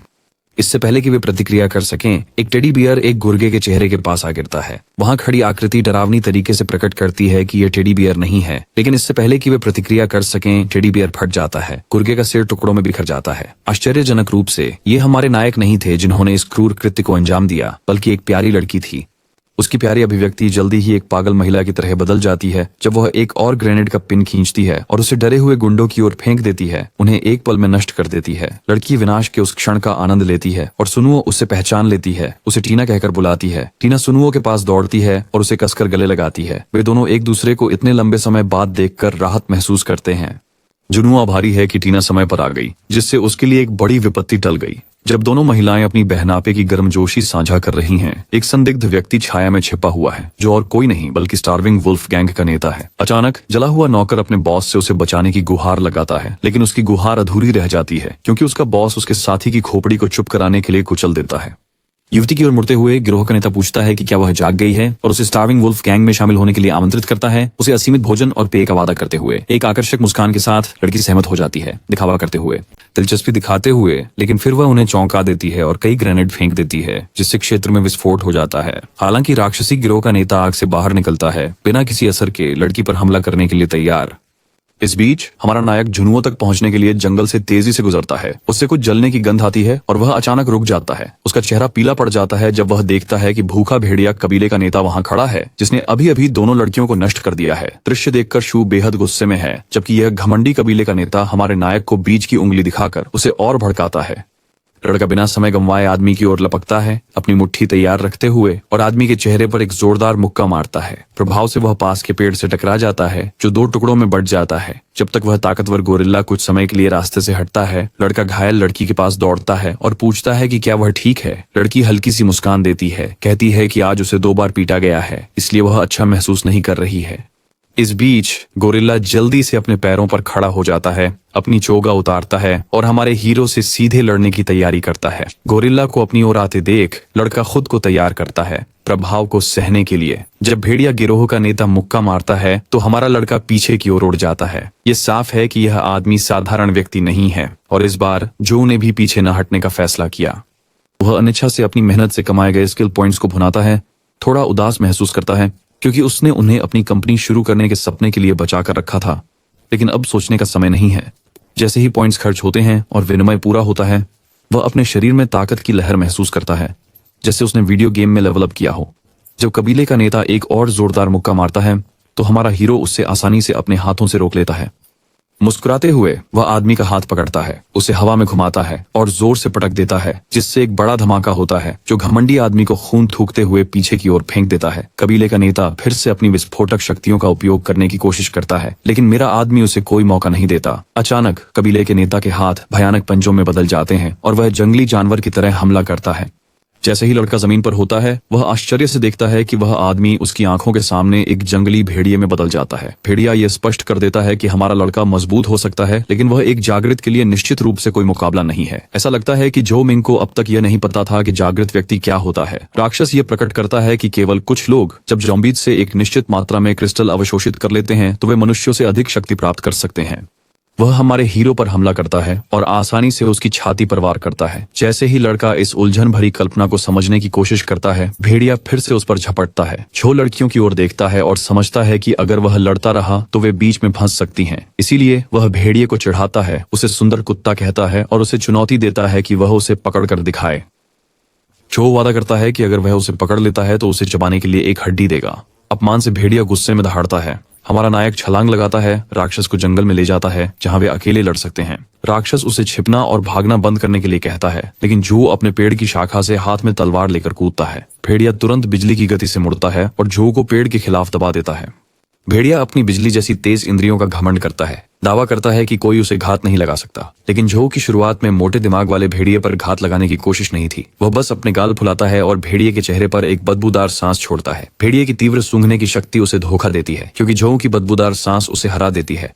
जो को एहसास होता है कि कोई भी, खासकर एक भेड़िया जिसकी सूंघने की शक्ति तेज है, चाइव्स, अंडे और लहसुन से भरे पकौड़ों की बदबू सहन नहीं कर सकता। राक्षस नाराज हो जाता है और हमारे नायक पर अपनी घातक भुजा घुमाता है, लेकिन जो अपनी तलवार पकड़ता है और राक्षस के हाथ को आसानी से काट देता है और उसे कई टुकड़ों में काट देता है, जैसे कि वह कुछ और नहीं बल्कि एक खीरा हो। राक्षस के मरने के बाद उसके सीने के पास कुछ चमकदार चीज उसकी नजर में आती है जो इंद्रधनुष जैसे क्रिस्टल की तरह दिखती है। जो उसे तुरंत उठा लेता है और क्रिस्टल को अवशोषित कर लेता है। एक सिस्टम विंडो पॉप अप होती है, ये घोषणा करते हुए कि होस्ट ने एक विशेष क्रिस्टल को अवशोषित कर लिया है। सिस्टम स्तर बढ़ता है जिससे जो को झोंबी लॉर्ड नामक कौशल प्राप्त होता है। इस कौशल के साथ वह उन झोंबी प्रकार के प्राणियों को पुनर्जीवित, मरम्मत और नियंत्रित करने की क्षमता प्राप्त करता है जिन्होंने अपने शव क्रिस्टल खो दिए हैं। खैर, ऐसा लगता है कि हमारे नायक को कुछ बहुत उपयोगी मिल गया है। वह इस बात से उत्साहित है कि अब वह उन पराजित ज़ॉम्बियों को नियंत्रित कर सकता है। फिर अचानक एक नया मिशन सामने आता है। कम से कम 100 लोगों के लिए 1 महीने के भीतर एक आश्रय बनाओ और इनाम के रूप में ये है 3000 अंक। लेकिन यहाँ पर ट्विस्ट है, अगर वह असफल होता है तो हमारे हीरो के लिए मौत है। वह दांव को लेकर घबरा रहा है, लेकिन वह इसे झटक देता है और इसके साथ चलने का फैसला करता है। दिन का एक अच्छा हिस्सा बीत जाता है और हम बेस कैंप पर वापस आते हैं। वहाँ एक नई लड़की है, टीना, जो हमारे हीरो से अपना परिचय करवा रही है। पता चला कि उसने 3 साल पहले अपनी बहन शुनुओ को बचाया था और अब वह एक अकेली झोंबी शिकारी के रूप में काम कर रही है। लड़का हैरान है कि इतनी छोटी लड़की अकेले झोंबी का शिकार कर सकती है। फिर शुनो हमारे हीरो को बताती है कि वह जागृत है, इसलिए उससे इतनी उम्मीद की जाती है। लड़का अभी भी इस जागृत चीज के बारे में जिज्ञासु है, इसलिए टीना उसे जानकारी देती है। कुछ इंसान उन ज़ॉम्बीज से संक्रमित होने के बाद खुद ज़ॉम्बी नहीं बनते, इसके बजाय उनके सिर में ये रंगीन क्रिस्टल बन जाते हैं। अगर उन्हें एक विशेष शव क्रिस्टल मिल जाए तो ये उन्हें पागल शक्तियों के साथ जागृत कर सकता है। इसे ही जागृत होना कहते हैं। टीना की खासियत चीजों को विस्फोटक में बदलना है और वह इसे वहीं एक गिलास उड़ाकर साबित करती है। हमारे लड़के का मुंह यह देखकर खुला का खुला रह जाता है, क्योंकि जागृत लोग उसे लगभग अजय लगते हैं, लेकिन जुनुओ उसे सही रास्ते पर लाते हैं। कहते हैं कि यह इतना सरल नहीं है। जागृत भी ज़ॉम्बीज की तरह स्तरित होते हैं और उनके कुल 9 स्तर होते हैं। टीना शायद स्तर 3 पर है और जिस व्यक्ति को हमारे नायक ने हराया था वह संभवतः स्तर 4 पर था। टीना हमारे नायक के प्रति हमेशा के लिए अपनी वफादारी की कसम खाती है। ये देखकर प्रभावित होती है कि उसने भेड़िया कबीले के नेता को कितनी आसानी से हरा दिया। लड़का खुशी से मुस्कुराता है और टीना को जीवन भर के भोजन का वादा भी करता है। बाद में हमारा नायक भेड़िया कबीले के नेता के पूर्व अनुचरों का सामना करता है। ये बताते हैं कि वे सिर्फ डार्क मून फार्म के किसान थे जिनकी जमीन भेड़िया नेता ने छीन ली थी और अब जब वह चला गया है तो वे हमारे नायक के प्रति आभारी हैं कि उसने उन्हें मुक्त किया। लड़का उनकी प्रशंसा को टाल देता है, लेकिन सुझाव देता है कि वे अपनी वापस पाई हुई जमीन पर खेती करने लौट जाएं। हालांकि किसान बताते हैं कि जमीनें अभी भी भेड़िया नेता के अनुचरों के कब्जे में हैं, इसलिए वे हमारे नायक के स्थान पर रहने की जिद करते हैं और वादा करते हैं कि उन्हें पर्याप्त भोजन मिलता रहे तो वे कड़ी मेहनत करेंगे। सोच विचार के बाद हमारा नायक उन्हें रहने देने का फैसला करता है, इसे वहां अपना आधार बनाने की दिशा में एक कदम मानते हुए। लेकिन ये 2 जोशीली महिलाएं उन लोगों को सबक सिखाने के लिए उत्सुक हैं। बाद में हम खुद को डार्क मून फार्म में पाते हैं, जहाँ हर कोई गिरोह का नेता बनने के लिए लड़ रहा है। हमारा नायक हस्तक्षेप करता है, पूछता है कि क्या सबसे मजबूत को नेतृत्व करना चाहिए, तो वह खुशी से जिम्मेदारी लेने को तैयार है। वह कूदता है और तुरंत दोनों प्रतिद्वंद्वियों को हरा देता है। टीना भी लड़ाई में शामिल हो जाती है और अपने बमों से पूरे स्थान को उड़ा देती है। अन्य किसान भी उत्तेजित हो जाते हैं और अपने गिरे हुए साथियों का बदला लेने का निर्णय लेते हैं। 30 मिनट बाद वे कभी उत्सुक लड़ाके अब सभी जमीन पर पड़े हैं, पराजित। फिर हमारा लड़का किसानों को आश्वस्त करता है कि अब यह जमीन फिर से सही तरीके से उनकी है। लेकिन मूल किसान भविष्य में होने वाले आक्रमणों को लेकर चिंतित रहते हैं। वे प्रस्ताव करते हैं कि हमारा नायक डार्क मून फार्म का नेतृत्व संभाले ताकि वे सुरक्षित रहें। बिना किसी हिचकिचाहट के हमारा व्यक्ति उन्हें अपना भाई घोषित करता है। भोजन, एकता और किसी भी खतरे के खिलाफ रक्षा का वादा करता है। हर कोई उसके पीछे खड़ा हो जाता है, जो भी आए उसका सामना करने के लिए तैयार। तभी एक सिस्टम संदेश पॉपअप होता है। हमारे नायक को सूचित करता है कि उसके पास शरण स्थल का प्रबंधन करने के लिए पर्याप्त अधिकार नहीं है। सिस्टम डार्क मून फार्म के आंकड़े दिखाता है। जनसंख्या 43, कम भोजन और पानी का उत्पादन, कमजोर रक्षा और आक्रमण स्तर और अन्य महत्वपूर्ण मापदंड जो सुधार की आवश्यकता को दर्शाते हैं। तो हमारा आदमी पसीने में तरबतर हो जाता है जब वह देखता है कि वह पूरी तरह से उन क्रिस्टल फसलों और सोने पर निर्भर है चीजों को मजबूत करने के लिए। जैसे ही वह हार मानने वाला होता है, वेन अच्छी खबर के साथ आती है। उन्होंने भूखे भेड़िया गिरोह का सोने के क्रिस्टल का खजाना ढूंढ लिया है। वह चेस्ट खोलने लगती है, जबकि पीछे से उसका अपना चेस्ट पूरी तरह से खुला है, नीचे की ओर छेदने के लिए तैयार। इस बीच हमारा नायक खजाने पर ध्यान केंद्रित करने की कोशिश कर रहा है, लेकिन वह वेन के आकर्षक रूप पर नजर डालने से खुद को रोक नहीं पा रहा है। खजाने के बक्से के अंदर उन्हें ढेर सारा सोना और चमकदार क्रिस्टल मिलते हैं। वे दोनों कान से कान तक मुस्कुरा रहे हैं। फिर वेन धमाका करती है। हालांकि उनके पास अब नई दौलत है, उनका आधार गंभीर रूप से जनशक्ति की कमी से जूझ रहा है। अगर कोई मजबूत ताकत इस जगह का पता लगा लेती है तो इसकी रक्षा करना एक बुरा सपना हो सकता है। तो लड़के के दिमाग में एक पागल विचार आता है। वह उन सभी गिरे हुए लोगों को इकट्ठा करता है और अपनी प्रणाली की मदद से उन्हें वापस बुलाना शुरू करता है। जब वह अजीब नीली ऊर्जा जमीन पर लगती है, बम, ये लोग ऐसे उठने लगते हैं जैसे कुछ हुआ ही नहीं। टीना इस अजीब पुनर्जीवन शो को देखकर घबरा जाती है और जुनुओ उन्हें टुकड़े टुकड़े करने के लिए तैयार है। लेकिन हमारा हीरो जल्दी से बीच में आता है। वह समझाता है कि ये सामान्य ज़ॉम्बी नहीं है, बल्कि आत्मा रहित शव है जिन्हें उसने खुद पुनर्जीवित किया है। महिला अभी भी संदेह में है, लेकिन लड़का इन पुनर्जीवित लोगों में से एक को कुल्हाड़ी देता है, ये साबित करते हुए कि उसके पास इन मृतकों को नियंत्रित करने की विशेष शक्ति है। तो ये ज़ॉम्बी लकड़ी काटने लगते हैं और उनमें से एक गलती से दूसरे ज़ॉम्बी का सिर काट देता है। ये सब देखकर हमारा हीरो पूरी तरह से डर जाता है। महिला को यकीन नहीं होता कि ये मृत लोग वास्तव में काम कर सकते हैं, लेकिन फिर हमारी तकनीकी विशेषज्ञ वैज्ञानिक महिला एक मस्तिष्क तरंग हेरफेर उपकरण के साथ आती है। जोहू का चेहरा क्रिसमस पर बच्चे की तरह चमक उठता है और महिला समझाती है कि यह कैसे काम करता है। हेडसेट में एक चिप दूसरी ज़ॉम्बी के दिमाग में, और बूम, ज़ॉम्बी नियंत्रण में है। बेबी वह इसे आजमाने के लिए पास की किसी चीज को पकड़ने की कोशिश करता है जो संयोग से झुनुओं का पीछ जैसा पिछला हिस्सा होता है। यह अच्छा नहीं लगता। वह ज़ॉम्बी को उसके अनचाहे हरकतों के लिए लात मारती है। लगता है हमारे हीरो ने भी वही क्रूर लात महसूस की जो ज़ॉम्बी ने की, लेकिन इससे उसके दिमाग में एक और विचार आया। वह अपनी योजना पेश करने के लिए सभी को इकट्ठा करता है। शुरू में दोनों महिलाएं भ्रमित दिखती हैं, लेकिन जल्द ही वे बिना किसी परेशानी के ज़ॉम्बीज को हराते हुए दिखाई देती हैं, जो अपने कैमरे से पूरे दृश्य को फिल्माता है। और जब लड़की पूछती है कि वह इसके साथ क्या करने वाला है, तो वह बस उसे बताता है कि वह जल्द ही जान जाएगी। इस बीच हमारा आदमी पृथ्वी पर वापस आकर फुटेज को एडिट कर रहा है, उसमें शानदार ट्रांजिशन जोड़ रहा है और आफ्टर इफेक्ट्स के साथ छेड़छाड़ कर रहा है। धूमधाम के साथ वह तैयार वीडियो को यूट्यूब पर अपलोड करता है। वह अपने कंप्यूटर पर वापस बैठता है, अपनी उनींदी आंखों को मलते हुए अपने मैकबुक को चालू करता है। वीडियो को देखकर वह हैरान है कि इसे बहुत सारे व्यूज मिल चुके हैं, टिप्पणियां आ रही हैं और हर कोई बीटा एक्सेस का हिस्सा बनने की कोशिश कर रहा है। यहाँ तक कि बड़ी कंपनियों के अधिकारी भी इस गेम के प्रीव्यू को देखने के लिए उत्सुक हैं।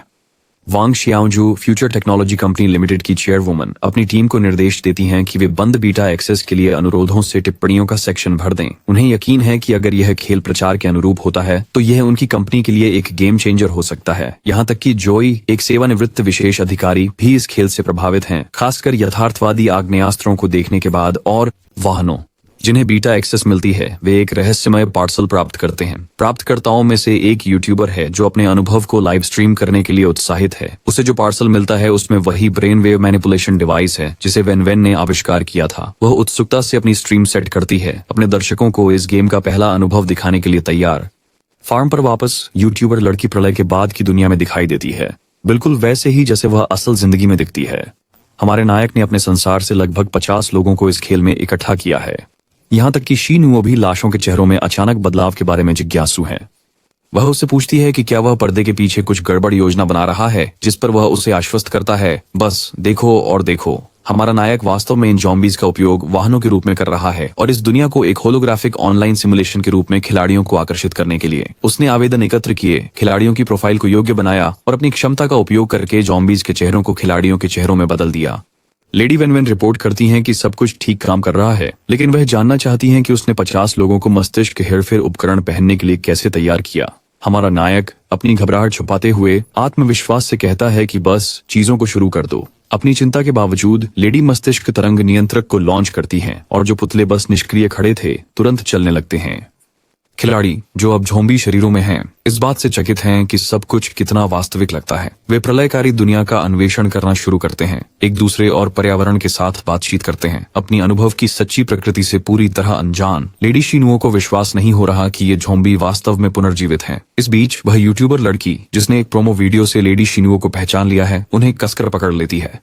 वह इस बात से हैरान है कि सब कुछ कितना वास्तविक लगता है, यहाँ तक कि स्पर्श भी। उम्मीद के मुताबिक हमारी लड़की तुरंत यूट्यूबर के चेहरे पर थप्पड़ मारती है, जो अजीब तरह से बैंगनी बालों वाली महिला को खुश कर देता है, क्योंकि वह दर्द को इतनी वास्तविकता से महसूस कर सकती है। पूरा सेटअप समय यात्रा जैसा लगता है। अन्य खिलाड़ी भी इस अनुभव से चकित हैं।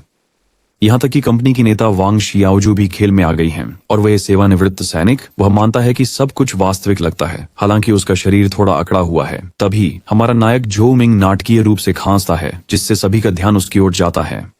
वह उनका स्वागत करते हैं डार्क मून रिफ्यूज में और खुद को इसके नेता के रूप में परिचित कराते हैं। वह सभी से आग्रह करते हैं कि वे आने वाले नए जीवन के लिए तैयार रहें। सबसे पहले वह कुछ नियम बताते हैं। सबसे गंभीर बात, इस खेल में मृत्यु का मतलब है कि आपका खाता तुरंत मिटा दिया जाता है। अगर आप खेलना जारी रखना चाहते हैं तो आपको एक नए पात्र के साथ फिर से शुरू करना होगा। वह यूट्यूबर लड़की एक प्लांट फिर से बोलती है, एनपीसी कितने वास्तविक दिखते हैं, इस पर आश्चर्य करती है। वह हमारे नायक के बहुत करीब आ जाती है, अपनी पीठ के पीछे एक खंजर छुपाए हुए, लेकिन इससे पहले कि वह जो पर उस खंजर से वार कर सके, एक गोली उसके सिर में छेद कर देती है, उसे खेल से तुरंत हटा देती है। उससे गोली मारने के बाद वह सभी से पूछता है कि क्या अब वे समझते हैं कि उसने मरने के महत्व पर जोर क्यों दिया। सभी असहज महसूस करते हैं जब अचानक वह परेशान करने वाली एक प्लांट महिला फिर से जीवित हो जाती है, खुश लगती है और मरने के अनुभव की वास्तविकता का जिक्र करती है। हमारा नायक दूसरा नियम समझाता है कि एनपीसी खिलाड़ी से अलग होते हैं और शरण शिविर के भीतर एनपीसी को नुकसान पहुंचाना या मारना मना है। उल्लंघन करने वालों को तुरंत अयोग्य घोषित कर दिया जाएगा। वह बताता है कि खिलाड़ी अवलोकन कमांड का उपयोग करके एनपीसी और खिलाड़ियों के बीच अंतर कर सकते हैं। सेवानिवृत्त सैनिक जोई सवाल करते हैं कि क्या नियम शरण शिविर के बाहर भी लागू होते हैं। नायक नहीं में जवाब देते हैं, ये बताते हुए कि खेल उच्च स्तर की स्वतंत्रता प्रदान करता है। सैद्धांतिक रूप से खिलाड़ी जो चाहें कर सकते हैं जब तक उनके पास ताकत और उपकरण हैं। महिला सीईओ एक सही सवाल उठाती हैं, ये पूछते हुए कि वे इस तरह के यथार्थवादी खेल में ताकत कैसे बनाएंगे और उपकरण कैसे इकट्ठा करेंगे। वह सोचती हैं कि क्या यह अन्य खेलों की तरह सब कुछ उड़ाने में अजीब नहीं लगेगा। लड़का समझाता है कि जॉम्बीज को मारने के बाद उन्हें लूट ड्रॉप्स मिलेंगे, जिन्हें कॉर्प्स क्रिस्टल्स कहा जाता है, जिन्हें विशेषताएं और उपकरण के लिए बदला जा सकता है। शरण में एनपीसी कार्यों को पूरा करने से शरण की प्रतिष्ठा भी बढ़ सकती है, जिसे सामग्री और गियर के लिए बदला जा सकता है। वह सभी को निर्देश देते हैं कि वे सिस्टम कहकर मानसिक रूप से अपने आंकड़े और विवरण बुलाएं। उत्साहपूर्ण गोलीबारी के साथ वह सभी को रोमांच पर जाने और आनंद लेने के लिए प्रेरित करते हैं। जब सभी जंगल में जाते हैं तो एक प्लांट यूट्यूब लड़की के 2 प्रशंसक उसे चिढ़ाते और उसकी आत्मविश्वास की प्रशंसा करते हुए दिखाई देते हैं। वह घोषणा करती है कि वह कोई उबाऊ शरण कार्य नहीं करेगी, बल्कि राक्षसों को मारकर स्तर बढ़ाना पसंद करेगी। जब असली जॉम्बी दिखाई देते हैं तो वह आत्मविश्वास से अपना खंजर लहराती है, अपने साहस और दृढ़ संकल्प के बारे में उपदेश देती है। लेकिन उसका बहादुरी का प्रदर्शन अल्पकालिक होता है, क्योंकि वह जल्दी ही पराजित हो जाती है और डार्क मून रिफ्यूज लौट जाती है। महिला हमारे नायक के पास संकोच से आती है, पूछती है कि क्या ऐसी कोई गतिविधियां हैं जो लड़ाई से संबंधित नहीं है। थोड़े गर्व के साथ वह शरण में उपलब्ध सभी गैर लड़ाकू कार्यों की सूची देता है। खेती, अनाज इकट्ठा करना, घर बनाना और भी बहुत कुछ, सभी में से चुनने के लिए स्वतंत्र। महिला अनिच्छा से पहले भूमि जोतने का कार्य चुनती है। मेरा आदमी गर्व से उस खेत की ओर इशारा करता है जहां लोग तेज धूप में काम कर रहे हैं, लेकिन उसका ध्यान जल्दी ही किसी के उपकरण खरीदने की बात से खींचा जाता है। ये सेवानिवृत्त सैनिक जोई है, जो मुट्ठी भर कॉर्प्स क्रिस्टल्स पकड़े हुए हैं। जोई को इतने सारे क्रिस्टल्स के साथ देखकर चौंक जाता है और पूछता है कि उसने इन्हें कैसे इकट्ठा किया। जोई ने सहजता से बताया कि उसने जॉम्बीज को ढूंढा और मारकर उन्हें इकट्ठा किया। लड़का हैरान है, लेकिन एक पिस्तौल सौंप देता है। जोई के प्रयासों के लिए उसे अंगूठा दिखाता है। जोई के साथ खेलता है। बंदूक को देखकर ये कितना असली लगता है, इस पर आश्चर्य करता है। लड़का शर्माते हुए उसे मना कर देता है, कहता है कि अगर उसके पास खर्च करने के लिए और लूट हो तो वापस आए। लड़के को लगता है कि सैनिक बहुत ताकतवर है और वह अपनी बड़ी योजना में उसकी मदद लेने के लिए उत्सुक है। अचानक उसे फिर से बुलाया जाता है, इस बार एक महिला सीईओ द्वारा जो हथियार खरीदना चाहती है। वह स्वीकार करती है कि उसके पास कोई क्रिस्टल नहीं है, लेकिन आत्मविश्वास से वास्तविक दुनिया की नकदी के बदले में वर्चुअल मुद्रा के टॉप अप की पेशकश करती है, ताकि वह जो चाहती है उसे खरीद सके। लड़का उसे मना कर देता है, ये समझाते हुए कि खेल में कोई डिजिटल मनी सिस्टम नहीं है और सभी खिलाड़ियों को निष्पक्ष रूप से खेलना चाहिए। सीईओ महिला गुस्सा हो जाती है, पूछती है कि उसने खेल बनाया ही क्यों अगर उसे पैसे कमाने में दिलचस्पी नहीं है। लड़का असहज होकर थोड़ा और करीब आता है और उसे बताता है कि उसे खेल के बाहर उसकी स्थिति की परवाह नहीं है, लेकिन उसे चेतावनी देता है कि अगर वह ईमानदारी से नहीं खेलती तो वह उस पर सख्ती से कार्रवाई करेगा। महिला को बढ़ती हुई निराशा महसूस होती है। उसे गुस्सा आता है कि उसे एक एनपीसी के रूप में देखे जाने वाले द्वारा धमकी दी जा रही है। वह गुस्से में वहां से चली जाती है, यह तय करके कि वह खुद ही क्रिस्टल्स कमाएगी। वह खेत में काम कर रहे मजदूरों के पास जाती है और उन्हें खेल के लिए वर्चुअल क्रिस्टल्स के बदले नकद पैसे देने का प्रस्ताव देती है। वे खुशी खुशी उसे अपने पास के सभी क्रिस्टल्स दे देते हैं।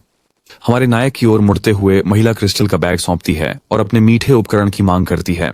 जैसे ही शरण स्थल में अन्य लोग अपनी कार्यों की रिपोर्ट करते हैं, सुनुओ अजीब तरह से उनके कठिन परिश्रम के लिए धन्यवाद देती है और खुश मजदूर अपने प्रयासों के लिए अंक अर्जित करते हैं। फिर वे हमारी लड़की से और कार्यों की विनती करते हैं ताकि वे जल्द से जल्द उपकरण के लिए पर्याप्त अंक कमा सकें। लड़की तुरंत उन्हें घर की मरम्मत में मदद करने और औषधीय सामग्री इकट्ठा करने का काम सौंपती है।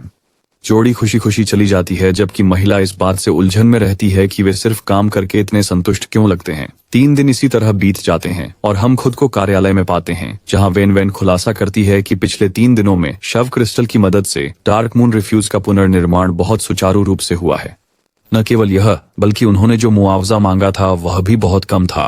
शुनुओं का कहना है कि लोग बहुत ऊर्जावान लगते हैं, जैसे कि वे बहुत काम करने से थकते नहीं हैं और वे वास्तव में खुश दिखाई देते हैं। हमारा नायक खुशी से बताता है कि इस प्रगति के साथ बस्ती के विस्तार के लिए ज्यादा समय नहीं लगेगा। टेक गीक लड़की हमारे हीरो से थोड़ी देर रुकने के लिए कहती है कि उसे कुछ पूछना है। शुनुओ मजाक में पूछती है कि वे फुसफुसा क्यों रहे हैं, चिढ़ाते हुए कि क्या वे अपने प्यार का इजहार करने की कोशिश कर रहे हैं। हमारा हीरो शुनुओ से चुप रहने के लिए कहता है और वेन को बोलने की अनुमति देता है। फिर विन विन सीधे कहती है कि वह जानने के लिए बेताब है कि ज़ॉम्बीज के पास दिमाग कैसे होता है। हमारे हीरो को यह पहले से ही पता था, क्योंकि विन विन जैसी तेज व्यक्ति से रहस्य छुपाना ज्यादा मुश्किल है, जबकि सुनुओ से नहीं। वह बताते हैं कि बस्ती शहर में कुछ अमीर बड़े लोग जिनके पास बहुत पैसा और समय है बस कुछ विकृत मजाक कर रहे हैं। शुनुओ पूरी तरह से आश्वस्त नहीं है, इसलिए हमारा नायक उसे आश्वस्त करता है कि वह जो कुछ भी करता है वह सभी की जीवित रहने की गारंटी देने और जीवन को बेहतर बनाने के लिए है। वह उससे उस पर विश्वास करने के लिए कहता है। अचानक नारंगी बालों वाली लड़की कमरे में दौड़ती हुई आती है। बाहर हो रहे हंगामे की घबराहट में रिपोर्ट करती है। जब हम बाहर जाते हैं तो हमें यूट्यूब लड़की को इस जगह के एक स्थानीय निवासी द्वारा चोरी और डकैती के लिए आरोपित किया जाता है। वह दावा करता है कि उसने दिन दहाड़े उसके घर में प्रवेश किया और उसका उपकरण चुरा लिया। महिला बेपरवाही से इसे नजरअंदाज करती है, यह तर्क देते हुए कि एक खिलाड़ी के रूप में एनपीसी के घरों में प्रवेश करना और उनकी अलमारियों की तलाशी लेना पूरी तरह से उचित है। तभी हमारा नायक दृश्य पर आता है और पूछता है कि यह हंगामा किस बारे में है। वह आदमी तुरंत हमारे नायक से अपील करता है, जोर देकर कहता है कि उस महिला ने जबरदस्ती उसके घर में प्रवेश किया, अंदर घुस गई और उसके सामने ही उसका सामान ले लिया और इस पर आत्मसंतुष्ट होकर व्यवहार कर रही है। लेकिन फिर वह महिला अपनी रक्षा करती है, यह तर्क देते हुए कि खेल में पूरी स्वतंत्रता का यही मतलब है, इसलिए उसे चोरी करने में कुछ गलत नहीं लगता। पीड़ित यूट्यूब महिला के साहसी दावों पर और अधिक गुस्सा हो जाता है। दूसरी ओर हमारा नायक उसके यूट्यूबर के रूप में मूल्य को पहचानता है जो उसके खेल को बढ़ावा देने में मदद करेगा, इसलिए वह अपने शब्दों को सावधानी से चुनता है। वह खेल की स्वतंत्रता को स्वीकार करता है, लेकिन इसके बुनियादी नियमों पर जोर देता है। वह सुझाव देता है कि वे विवाद को बिना हथियारों की लड़ाई से सुलझाएं। अगर यूट्यूब महिला जीतती है तो कुछ नहीं होता, यदि आदमी जीतता है तो उसे दोगुना मुआवजा मिलेगा। दोनों इस योजना पर उत्सुकता से सहमत होते हैं। लड़की कूंग फू कक्षाओं से सीखी हुई मुद्रा अपनाती है, जबकि आदमी आत्मविश्वास से उसके चेहरे पर थप्पड़ मारता है और घूंसे मारता रहता है। लड़का विजेता की घोषणा करता है और पराजित महिला अनिच्छा से क्रिस्टल में कीमत चुकाती है, जबकि आदमी अनिच्छा से उसके साथ सुलह करता है। उस बिंदु से आगे वह जोर देता है कि खेल में हर किसी को अपने कार्यों के लिए परिणाम भुगतने होंगे। इस बीच असली दुनिया में लोग एक प्लांट के गेम की स्ट्रीमिंग के लाइव प्रसारण में मग्न हैं। दर्शकों ने जल्दी से उसके सकारात्मक समीक्षा को एक उत्कृष्ट कृति के रूप में पढ़ा। ब्रेक लेने का निर्णय करते हुए एक प्लांट उठती है और एक पेय के लिए पास की उपयोगिता स्टोर की ओर जाती है। जैसे ही वह अपने पसंदीदा पेय के लिए हाथ बढ़ाती है, उसे पता चलता है कि कोई और भी उसी बोतल को पकड़ने की कोशिश कर रहा है और यह नया व्यक्ति हमारा नायक है। ये दोनों के लिए स्पष्ट है कि दूसरा व्यक्ति कौन है और वे दोनों वास्तविक जीवन में एक दूसरे से अप्रत्याशित रूप से मिलने पर चौंक जाते हैं। इसके बाद वे कुछ शराब खरीदते हैं, गिलास टकराते हैं और हंसते हुए साथ में खाते हैं। महिला यह जानकर मोहित हो जाती है कि खेल में उसका नेता सिर्फ एक एनपीसी नहीं था, बल्कि एक वास्तविक व्यक्ति था। उसी समय लड़का एक कहानी गढ़ता है कि कैसे यह बातचीत खिलाड़ियों के गेमिंग अनुभव को बढ़ाती है। वह बताते हैं कि उनकी कंपनी में कर्मचारियों की कमी के कारण खेल के निर्माता के रूप में वह उदाहरण प्रस्तुत करते हैं। महिला इस बात पर आश्चर्य व्यक्त करती है कि इतनी अच्छी तरह से बने खेल के प्रतिभाशाली निर्माता कितने साधारण दिखते हैं। जो को उसके सभी सवाल पसंद नहीं आते, लेकिन वह अपनी पूरी कोशिश करता है जवाब देने की। वह बातचीत को बदलने की कोशिश करता है। स्टेशन उसके यूट्यूब स्ट्रीमर के रूप में जीवन के बारे में पूछते हुए महिला आह भरती है और स्वीकार करती है कि यह उलझा हुआ है। यह बताते हुए कि एक गेमर लड़की के रूप में लोग केवल उसकी कौशल में रुचि रखते हैं, जो उसे निराश करता है क्योंकि उसे लगता है कि उसकी उपस्थिति कम आकर्षक नहीं है। जो सहमत होता है, मजाक में कहता है कि वह आसानी से स्ट्रीम पर अपनी संपत्तियों को दिखाकर पैसे कमा सकती है। महिला शर्मा जाती है और पूछती है कि क्या वह वास्तव में इतनी आकर्षक है। लड़का मजाक में सुझाव देता है कि वह पहले से ही खेल के लाभ के लिए उसकी सुंदरता का उपयोग करने के बारे में सोच रहा है।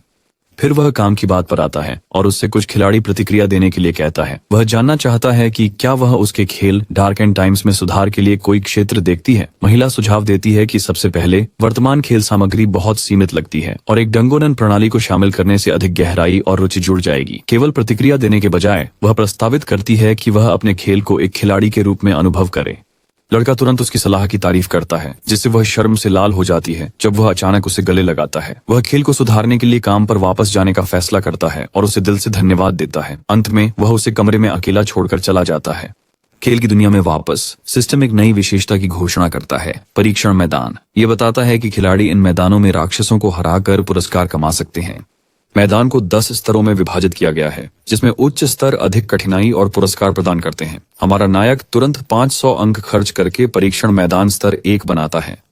सिस्टम को ट्रायल लैंड्स बनाने में समय लगता है और एक बार पूरा होने पर एक पोर्टल ज़ॉम्बी जंगल निर्धारित ट्रायल ग्राउंड के लिए खुलता है। उम्मीद करते हुए कि सभी को चुनौती पसंद आएगी, वह भीड़ को उत्साहित करता है और एक और अच्छी खबर की घोषणा करता है। खेल में अब एक डंगोनन सिस्टम शामिल है। खिलाड़ी एक टोपाज की कीमत पर प्रवेश कर सकते हैं और इनाम काफी बड़ा है।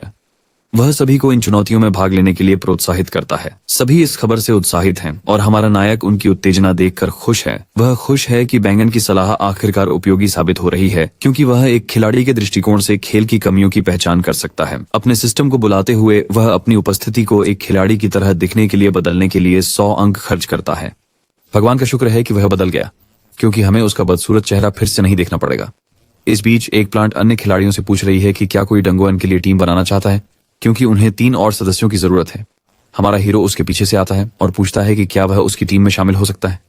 जब वह मुड़कर उसे देखती है तो वह उसकी नई शक्ल से घबरा जाती है और मोहित हो जाती है और उसे पहचान भी नहीं पाती, जिससे हमारा नायक थोड़ा शर्मिंदा हो जाता है। जैसे ही वह महिला उसे और करीब से देखती है, उसे एहसास होने लगता है कि वह परिचित लगता है।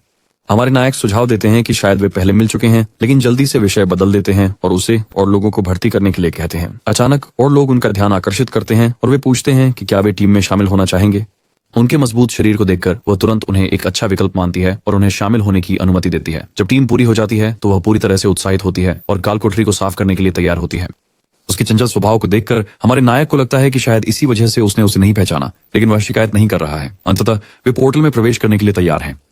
कुछ टीम के सदस्य जिन्होंने पहले डंगन किए हैं उल्लेख करते हैं कि यह जगह जीतना कठिन है और सोचते हैं कि उनका उपकरण बहुत निम्न स्तर का है। एक प्लांट अपनी टीम को उत्साहित करती है, आत्मविश्वास से दावा करती है कि उनकी टीम पहली होगी जो डंगन को साफ करेगी। हालांकि एक सिस्टम नोटिफिकेशन पॉपअप होता है जिसमें घोषणा होती है कि किसी जिसका नाम छाओ यू है ने पहले ही इसे साफ कर लिया है। एक प्लांट के पहले होने के सपने टूट जाते हैं, लेकिन फिर वह हंसती है, कहती है कि वे खेल खेलने आए हैं, ये चिंता करने नहीं कि कौन पहले डंगोनन को साफ करता है। हमारा हीरो जल्दी से उस सैनिक को रोकता है जिसने डंगोनन साफ किया और उसे एक औषधि देता है। सलाह देता है कि इसे पी ले ताकि वापस जाते समय डाकुओं द्वारा मारे जाने से बच सके। वह आदमी कृतज्ञता से बोतल स्वीकार करता है और हमारे हीरो का उदारता के लिए धन्यवाद करता है। जो के पीछे खड़ा एक आदमी घमंड से पूछता है कि वह अजनबियों को सामान क्यों दे रहा है जो उन्हें डंगोअन में मदद कर सकता है। जो दृढ़ता से जवाब देता है कि यह उसका सामान है और वह इसके साथ क्या करता है यह किसी का काम नहीं है, जिससे वह आदमी गुस्से में तिलमिला जाता है। महिला अंततः डंगोअन में जाने का फैसला करती है और सभी अपनी जगहों से गायब होने लगते हैं, खुद को डंगोअन के अंदर पाते हैं। उनका मिशन सरल है, निचले स्तर के बॉस को 60 मिनट के भीतर मारना। एक प्लांट इतनी वास्तविक और जीवंत परिवेश देखकर बेहद उत्साहित है, खुश है कि हमारे हीरो ने उसकी सुझावों पर ध्यान दिया। लड़का उससे पूछता है कि क्या वह खेल के निर्माता को जानती है। वह गर्व से हाँ कहती है, ये उल्लेख करते हुए कि उसने उसे कई चीजें भी सिखाई हैं। अचानक एक लड़के का चेहरा पीला पड़ जाता है क्योंकि वह देखता है कि सांप उन्हें पूरी तरह से घेर चुके हैं। ये फिसलने वाले दोस्त बिना समय गंवाए सबकी ओर खुले मुंह से झपटते हैं। महिला बिल्कुल चौंक जाती है और डर से जड़ हो जाती है, लेकिन लड़का तुरंत एक सांप को 2 टुकड़ों में काट देता है और उसे बताता है कि डरने का समय नहीं है, क्योंकि विषैले सांपों में खून कम होता है और उन्हें एक बार में मारा जा सकता है। अन्य पार्टी के सदस्य उन जीवों को काटते हुए आनंद ले रहे हैं। महिला अभी भी इन राक्षसों से डरती है, लेकिन वह अपनी हिम्मत जुटाती है, एक सांप को पकड़ती है और उसे इतनी जोर से दबाती है कि उसकी आंखें अपनी जगह से बाहर निकल जाती हैं। अंततः वह सांप को 2 टुकड़ों में फाड़ देती है। जब सांप खत्म हो जाते हैं तो महिला आखिरकार राहत की सांस लेती है, लेकिन फिर उनमें से एक आदमी चौंक जाता है और डर के मारे चिल्लाता है। जब हर कोई इधर उधर देखता है तो वे देखते हैं कि एक आदमी को सांप ने काट लिया है। वह दुखी दिखता है और अपने दोस्तों से कहता है कि वे उसके बिना आगे बढ़ें, लेकिन हमारा हीरो उसे आश्वस्त करता है, कहता है कि जहर इतना ताकतवर नहीं है और वह ठीक हो जाएगा जब ये बाहर निकल जाएगा। उनमें से एक आदमी आगे बढ़ता है और अपने दोस्त के हाथ से जहर चूसने लगता है। ठीक उसी समय वह अपने दोस्त के कंधे से जहर चूसने लगता है और डरावना दृश्य पूरी तरह से हमारे नायक की आंखों से खून बहने लगता है। यह प्यारा काम करते हुए कितना भयानक लगता है। फिर वह महिला हमारे हीरो को एक तरफ ले जाती है और जब वे अकेले होते हैं तो वह बताती है कि उसका एचपी भी गिर रहा है क्योंकि सांप ने उसे एक निजी क्षेत्र में काट लिया है। लड़का उसके सीने की ओर देखने में हिचकिचाता है, लेकिन महिला उसे बताती है कि असहज महसूस करने की कोई जरूरत नहीं है क्योंकि यह सिर्फ एक खेल है। हमारा हीरो तुरंत सहमत हो जाता है और आत्मविश्वास से उसे पेड़ से सटा देता है, कहते हुए कि वह वही करने जा रहा है जो उसने कहा था। वह उसके सीने को चूसना शुरू करता है और लड़की इसे थोड़ा आनंदित महसूस करती है क्योंकि यह बेहद वास्तविक लगता है। बाद में महिला को पूरी तरह से शर्मिंदगी महसूस होती है जबकि हमारा हीरो मजे में लगता है। इस बीच दूसरा सांप काटा हुआ लड़का बेहतर महसूस कर रहा है और अपने दोस्त को मदद करने के लिए धन्यवाद देता है। दोस्त शर्मिंदा महसूस करते हुए स्वीकार करता है कि उसे भी ऐसी जगह काटा गया है जिसे वह खुलकर नहीं बता सकता, लेकिन गंजा दोस्त उसकी मदद करने पर जोर देता है और जब गंजा दोस्त देखता है कि उसका दोस्त अपनी पैंट उतारने लगा है तो वह बिल्कुल चिंतित और भयभीत हो जाता है। इस बीच हमारी जोड़ी वापस आती है, पूछती है कि क्या वे लोग चूसने का काम खत्म कर चुके हैं और आगे बढ़ने के लिए तैयार हैं। तभी जो मिंग थोड़ा चौंक जाता है जब वह अपने दोस्त के पिछवाड़े के साथ गंजे को देखता है। बेचारा लड़का जल्दी से स्पष्ट करता है कि यह वैसा नहीं है जैसा वे सोच रहे हैं, लेकिन हमारा लड़का और लड़की तुरंत उन्हें कहते हैं कि अब से दूरी बनाए रखें। कुछ समय बाद हम देखते हैं कि एक दलदल उबल रहा है और हमारी पार्टी आगे बढ़ती रहती है।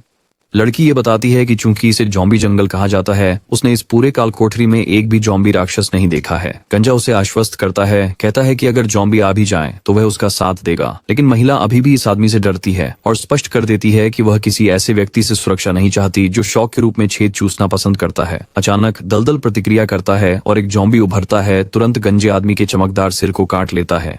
ये प्राणी एक दलदली झोंबी है, एक निम्न स्तरीय झोंबी जो अपनी छुपकर हमले करने की आदत के लिए जाना जाता है। एक तेज चाल में हमारा नायक अपनी तलवार पकड़ता है और झोंबी के चेहरे पर वार करता है, उसे तुरंत काट कर गिरा देता है।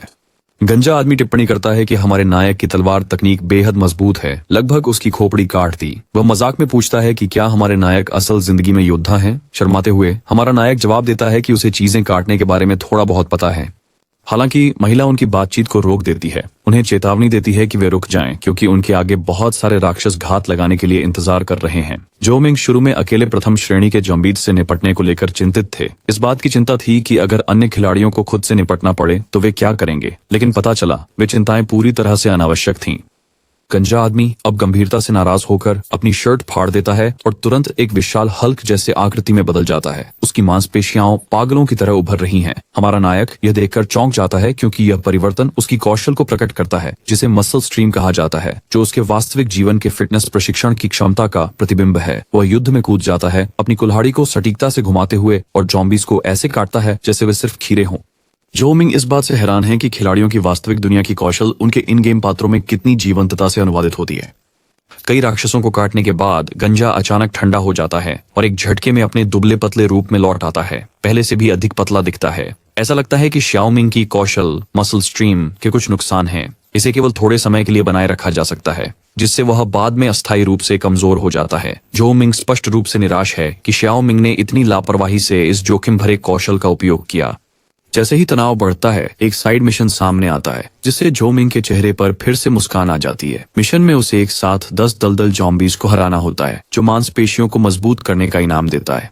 जैसे ही दलदल के जॉम्बी बाहर आने लगते हैं, जो मिंग सभी को पेड़ों पर चढ़ने का निर्देश देते हैं, जबकि वह नीचे जॉम्बी से निपटते हैं। टोपी वाला लड़का इस पीछे हटने से नाराज है, लेकिन महिला उसे जो मिंग का अनुसरण करने के लिए शांतिपूर्वक निर्देश देती है। जैसे ही जॉम्बी सूखी जमीन पर आने वाले होते हैं, हमारा नायक अपनी तलवार फिर से पकड़ लेता है, जो बिजली से चमक रही होती है। वह तलवार को जमीन में गहराई से घुसा देता है, पूरे तालाब को बिजली से भर देता है और उन राक्षसों को जीवन का झटका देता है। यह खत्म करने के बाद उसे मिशन की पूरी सफलता और उसकी नई मांसपेशियों को मजबूत करने की कौशल के बारे में एक सूचना मिलती है। महिला यह देखकर बिल्कुल हैरान है कि उसने एक ही शक्तिशाली झटके में उन सभी को नष्ट कर दिया। इस बीच गंजा व्यक्ति झुंड में फंसा हुआ लगता है। वो महिला का पैर पकड़ता है, उससे मदद मांगता है, लेकिन बेचारा आदमी एक मृत झोंबी समझे जाने के बाद बेरहमी से लात खाता है और झुंड में और गहराई में डूब जाता है। पीछे खड़े 2 बेवकूफ उसे सचमुच उसके ऊपर से गुजरते हुए देखकर थोड़ा अजीब महसूस करते हैं। महिला तुरंत माफी मांगने की कोशिश करती है, लेकिन गंजा व्यक्ति उससे कोई राहत देने के लिए बहुत निराश दिखाई देता है। लड़का फिर अपने सिस्टम को पुकारता है, जबकि महिला गंजे व्यक्ति से पूछती है कि उसने पहली बार में वह खतरनाक कौशल क्यों इस्तेमाल किया। सूचना आती है कि अंतिम बॉस प्रकट होने वाला है और उन्हें लड़ाई के लिए तैयार रहना चाहिए। लड़का तुरंत अपनी स्थिति लेता है, सभी को सावधान रहने की चेतावनी देता है। ये राक्षस एक दलदल लाश फूल है जो मृत जीवों को खाने का आनंद लेता है। गंजा व्यक्ति एक बार फिर अपने विशाल मांसपेशियों वाले शरीर का उपयोग करके इस बेकार फूल को गिराने का निर्णय लेता है, लेकिन हमारी जोड़ी उसे अपनी क्षमता का उपयोग न करने की सलाह देती है।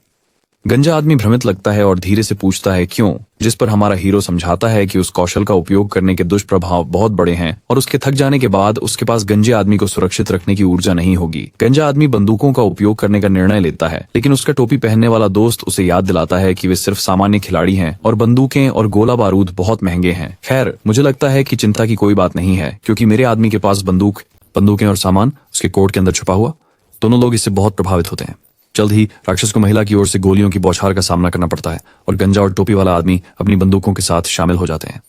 बस जब हमारे हीरो को लगता है कि जीत पक्की है, तो महिला चौंकाने वाली बात बताती है कि उन्होंने जो एचपी राक्षस से कम किया था वह फिर से ठीक होने लगा है। जैसे ही राक्षस एक मृत दलदल जॉम्बी को पकड़ता है और उसे खा जाता है, उसकी स्वास्थ्य पट्टी फिर से 100% हो जाती है। हमारे हीरो को एहसास होता है कि उन्हें पहले दलदल जॉम्बी से निपटना होगा, क्योंकि यह राक्षस उन्हें खाकर स्वास्थ्य पुनः प्राप्त कर सकता है।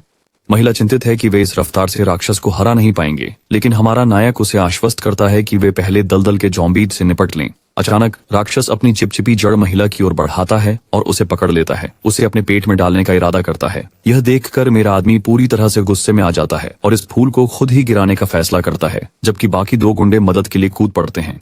राक्षस अपनी पकड़ मजबूत कर लेता है, जिससे लड़की दर्द में तड़पने लगती है और उसके कपड़े फट जाते हैं। वह गुस्से में पूछती है कि वे उसकी मदद क्यों नहीं कर रहे हैं। हमारा हीरो समझाता है कि उसकी क्षमताएं ठंडी हो रही हैं, जबकि बाकी 2 कहते हैं कि उनके पास गोला बारूद खत्म हो गया है। लेकिन सच तो यह है कि ये विकृत उसके खुले शरीर को देखकर इतने व्यस्त हैं कि मदद नहीं कर रहे। इन घटिया लोगों पर गुस्सा करते हुए जो उसकी तकलीफ का मजा ले रहे थे, महिला एक बंदूक पकड़ती है और खुद ही जड़ों को उड़ा देती है। जैसे ही जड़ें कट जाती हैं, वह गिरने लगती है। हमारा हीरो एक राजकुमार की भूमिका निभाते हुए आगे बढ़ता है और उसे अपनी बाहों में पकड़ लेता है। अचानक राक्षस फिर से अपनी जड़ों से हमला करता है, लेकिन झो मिंग तेजी से उन्हें काट देता है। राक्षस दर्द में तड़पता है, एक जोरदार गर्जना करता है, जिससे वे अपने कानों को ढक लेते हैं ताकि अपने कान के पर्दों को बचा सकें। इस बीच जो की विद्युत ऊर्जा वापस आ जाती है। वह जमीन से कूदता है और अपनी तलवार को धरती में मारता है। एक शक्तिशाली झटका देता है, जिससे प्राणी जलकर राख हो जाता है और जमीन पर गिर जाता है। मेरा आदमी आत्मविश्वास से अपनी तलवार नीचे रखता है, ये दावा करते हुए कि उसे एक साधारण दूसरे दर्जे के झोंबी से निपटने के लिए अपनी पूरी ताकत की जरूरत नहीं थी। जैसे ही वे सोचते हैं कि यह खत्म हो गया है, लकवाग्रस्त राक्षस फिर से चलने लगता है और पहले से अधिक घिनौना और भयानक दिखने लगता है। सिस्टम बताता है कि दलदल की लाश का फूल नाराज हो गया है, जिससे यह अपने अगले रूप में परिवर्तित हो रहा है। इस बीच गंजा व्यक्ति राक्षस के परिवर्तन से उत्साहित महसूस कर रहा है, यह सोचते हुए कि अगर वे इससे हरा देते हैं तो उन्हें मिलने वाले अतिरिक्त इनाम कितने होंगे। दूसरी ओर हमारा नायक पूरी तरह से हैरान है कि यह कैसे संभव है। वह बताता है कि बॉस को बिजली के झटके के कारण लकवाग्रस्त होना चाहिए। तभी यूट्यूब वाली महिला अपनी काल्पनिक चश्मा ठीक करने का नाटक करते हुए विद्वान दिखने की कोशिश करती है और सुझाव देती है कि यह राक्षस शायद एक पोकेमोन वीनस फ्लाई ट्रैप की तरह है, जो बिजली की शक्तियों से प्रतिरक्षित है। लड़का मजाक में महिला के सिर पर उसकी शानदार सोच के लिए चुटकी लेता है, लेकिन राक्षस उनके मजाक का इंतजार नहीं करता और तुरंत अपने मुंह से गेंद जैसी चीजें फेंक देता है। हमारा हीरो आसानी से प्रक्षेप्य से बच जाता है, लेकिन यह लार सिर्फ चिपचिपी बेतरतीब चीज नहीं है, बल्कि यह पेड़ को छूते ही घुला रही है। छू तुरंत सभी को इस संक्षारक कीचड़ के बारे में चेतावनी देता है, लेकिन ऐसा लगता है कि वह बहुत देर कर चुका है, क्योंकि वे दोनों मूर्ख पहले ही चिपचिपे पदार्थ में फंस चुके हैं। महिला पीछे से मदद के लिए पुकारती रहती है और जब हमारा नायक देखता है तो वह देखता है कि उसके कपड़े पहले ही जल चुके हैं।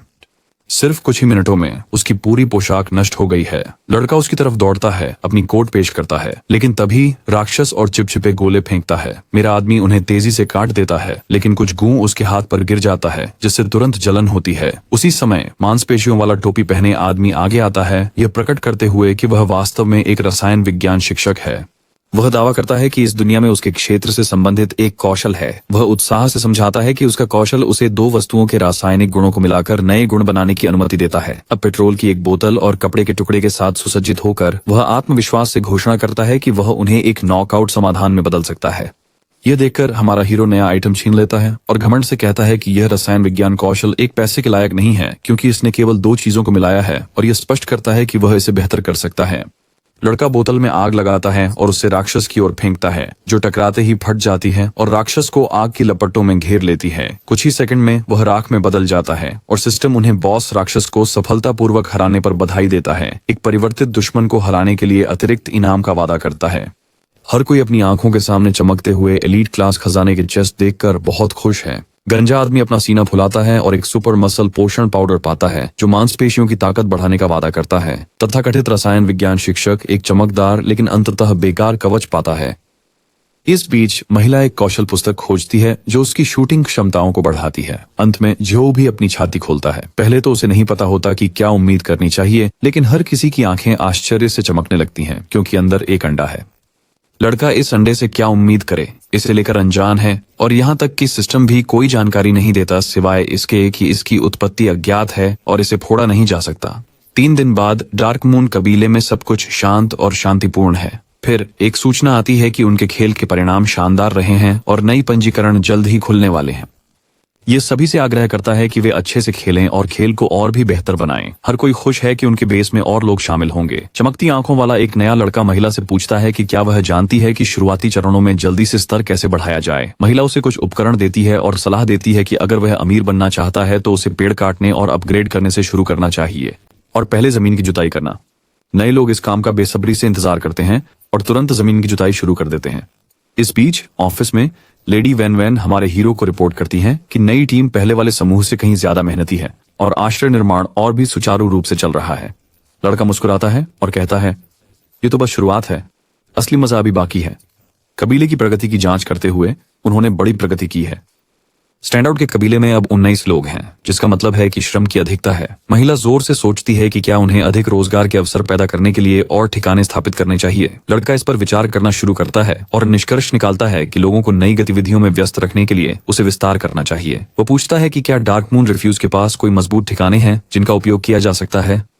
महिला पुष्टि करती है कि वहां हैं, लेकिन वे पहले से ही जॉम्बीज द्वारा कब्जा किए गए हैं। इतना ही नहीं, ये किले सेंट्रल सेटलमेंट्स के प्रबंधन के अधीन आते हैं। प्रबंधन अधिकार प्राप्त करने के लिए अनुमति की आवश्यकता होती है। वह बताती है कि प्रलयकारी संकट के बाद शासन ध्वस्त हो गया और नियम टूट गए। सेटलमेंट्स ने अपने क्षेत्रों का स्वतंत्र रूप से प्रबंधन करना शुरू कर दिया।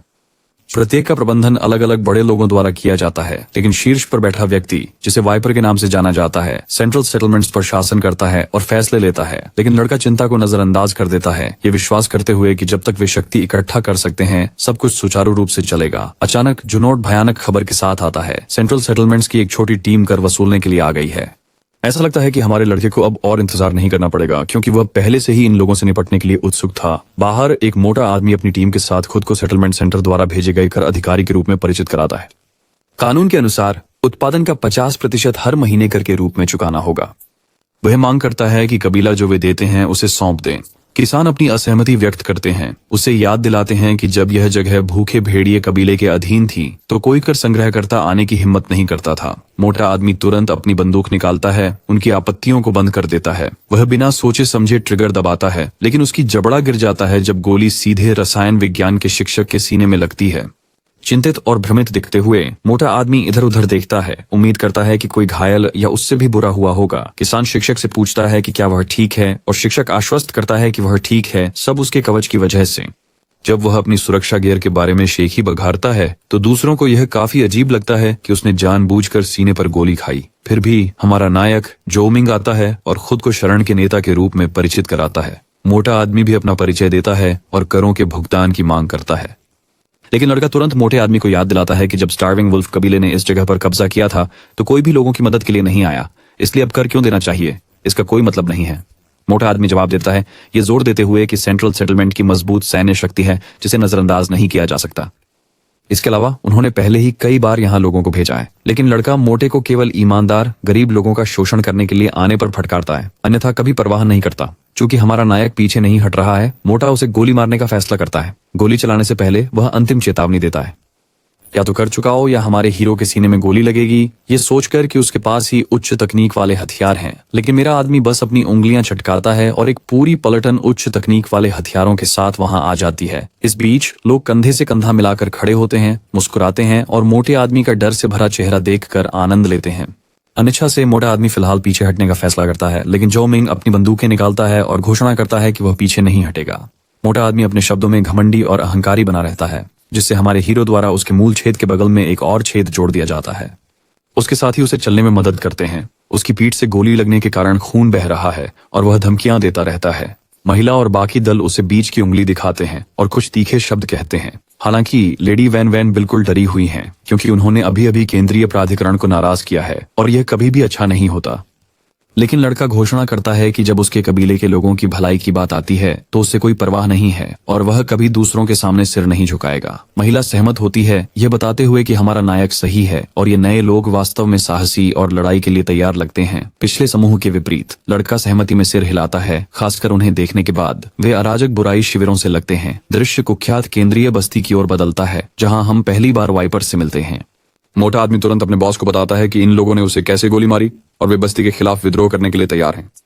वाइपर ये सुनकर खुश नहीं है कि उसके नौकर को नितंबों में गोली लगी, लेकिन नौकर एक प्यारे पिल्ले की तरह विनती करता है, उन शरारती लोगों को सबक सिखाने का मौका मांगता है। वाइपर खुद हमारे हीरो को देखने का फैसला करता है। जो मिंग के बारे में जिज्ञासु है और उसकी उपलब्धियों को देखना चाहता है, लेकिन वह उपहार लाने पर जोर देता है। नौकर पूछता है कि उन्हें किस तरह का उपहार तैयार करना चाहिए और बॉस तुरंत कहता है कि वह उस मोटे का सिर चाहता है।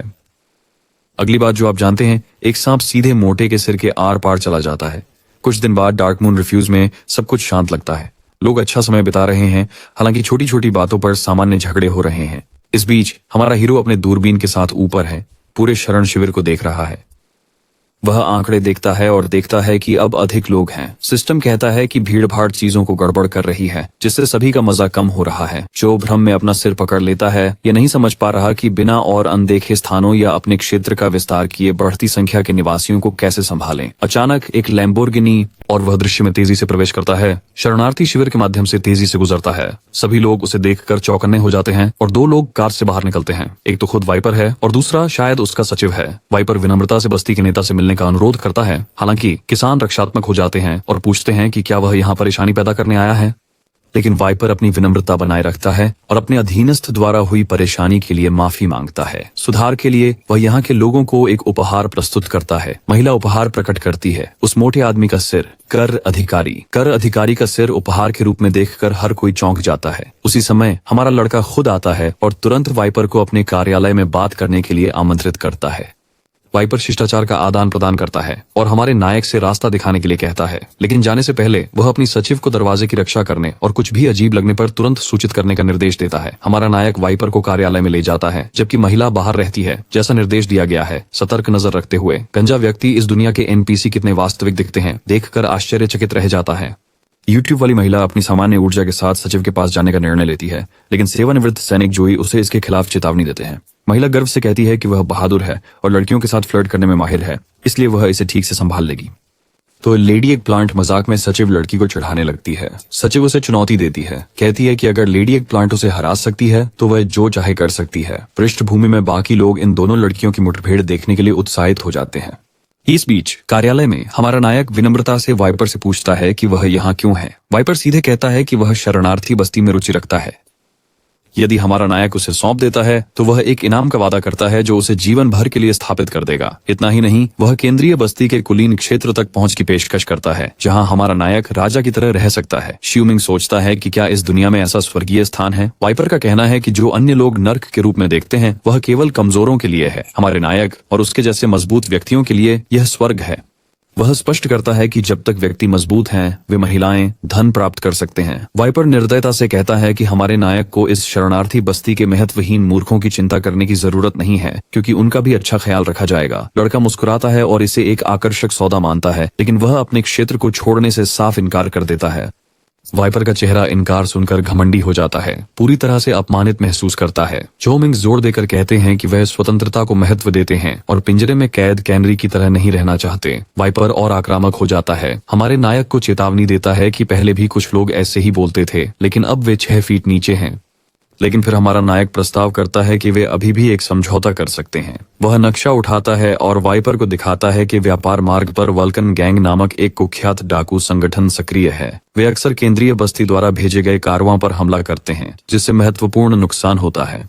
वाइपर सहमति में सिर हिलाता है, यह उल्लेख करते हुए कि इस गिरोह ने एक धातुकर्म कारखाने पर भी कब्जा कर लिया है और यह अच्छी तरह से सुसज्जित है, जिससे पिछले अभियानों के लिए कोई प्रभाव डालना मुश्किल हो गया है। नाटकीय रूप से लड़का अपने खंजर से नक्शे पर दुश्मन के क्षेत्र को चिह्नित करता है और सौदे की शर्तों को रेखांकित करता है। हमारा नायक वाइपर की मदद करने का प्रस्ताव देता है ताकि वल्कन गैंग को खत्म किया जा सके। बदले में वाइपर के कार्यवाह को बिना किसी हस्तक्षेप के सुरक्षित मार्ग की अनुमति दी जाएगी, इस शर्त पर कि वे हमारे नायक और उसकी बस्ती को अकेला छोड़ देंगे। फिर वह व्यक्ति अनुबंध निकालता है, यह स्वीकार करते हुए कि हमारे नायक की शर्तें काफी आकर्षक हैं, ये संकेत देते हुए कि एक बार हस्ताक्षर होने के बाद सौदा आधिकारिक रूप से स्थापित हो जाएगा। वाइपर जाने के लिए आगे बढ़ता है, यह कहते हुए कि वह हमारे हीरो से अच्छी चीजों की उम्मीद करता है। अचानक जो बाहर लड़ाई के बारे में चिल्लाहट सुनता है। वह बाहर भागता है और पाता है कि महिला सचिव ने कुछ स्थानीय लोगों को चुनौती दी है। वाइपर पूछता है कि क्या हुआ और लड़की सहजता से बताती है कि वे बस मजे कर रहे थे। मौके का फायदा उठाते हुए वाइपर हमारे हीरो की टीम में गंभीर प्रशिक्षण की आवश्यकता पर टिप्पणी करता है, लेकिन जोमिंग आत्मविश्वास से उसे आश्वस्त करते हैं कि वे जंगली कुत्तों के झुंड की तरह हैं, मजबूत और खुद को दांत और नाखून से बचाने के लिए तैयार। लैम्बोर्गिनी वहां से तेजी से निकल जाती है और रास्ते में वाइपर डार्क मून कबीले की ताकत के बारे में पूछता है। महिला बताती है कि वे ज्यादातर भीड़ का एक समूह हैं, लेकिन कुछ लोग ऐसे हैं जिन्होंने अपनी पूरी ताकत नहीं दिखाई है, जिससे वह उनकी असली क्षमताओं के बारे में अनिश्चित हैं। लेकिन वह यह भी बताती है कि उन लोगों ने उसे एक अजीब सा एहसास दिया, जैसे कि वे मौत से बिल्कुल नहीं डरते। वाइपर उन्हें खारिज कर देता है, कहता है कि वे मूर्ख जल्द ही अपने अंत को पहुंचेंगे। वाइपर के शब्दों के अनुसार ये मूर्ख बार बार मरते रहते हैं और हर बार पुनर्जीवित हो जाते हैं। फिर जो पूरे बस्ती को इकट्ठा करता है, ये घोषणा करते हुए कि खेल एक सीमित समय का आयोजन शुरू कर रहा है जिसे वल्कन गैंग को दबाना कहा जाता है। गंजा पूछता है कि इन घटनाओं को क्या अलग बनाता है। हमारा नायक समझाता है कि सीमित समय की घटनाओं में दुश्मन फिर से जीवित नहीं हो सकते। हर बार जब वे एक दुश्मन को हराते हैं तो वे मूल्यवान इवेंट पॉइंट्स कमाते हैं और इवेंट में शीर्ष 3 हत्यारे अतिरिक्त पुरस्कार भी कमा सकते हैं। ये सुनकर लड़की तुरंत उत्साहित होकर वल्कन गैंग को हराने के लिए दौड़ने लगती है, लेकिन लड़का उसे याद दिलाता है कि उसने अभी तक सभी नियम नहीं बताए हैं। महिला जोर देकर कहती है कि उसे कोई परवाह नहीं है जब तक वह उनके दुश्मनों को हरा सकती है, लेकिन हमारा नायक बताता है कि वह गलत दिशा में जा रही है क्योंकि वल्कन गैंग वहां नहीं है, जो फिर खुलासा करता है कि वल्कन गैंग पहले पराजित किए गए स्टार्विंग वुल्फ कबीले से कहीं अधिक मजबूत है और अगर वे असफल होते हैं तो वे वाइपर के हाथों सब कुछ खो सकते हैं। लेकिन लड़का आत्मविश्वास से उसकी चिंताओं को नजरअंदाज कर देता है। महिला असंतुष्ट रहती है, इसलिए वह बताता है कि उसके कबीले के सदस्य खुद एक प्राकृतिक शक्ति की तरह हैं, तो कोई तरीका नहीं है कि वे किसी परेशान करने वाले गिरोह के खिलाफ हारेंगे।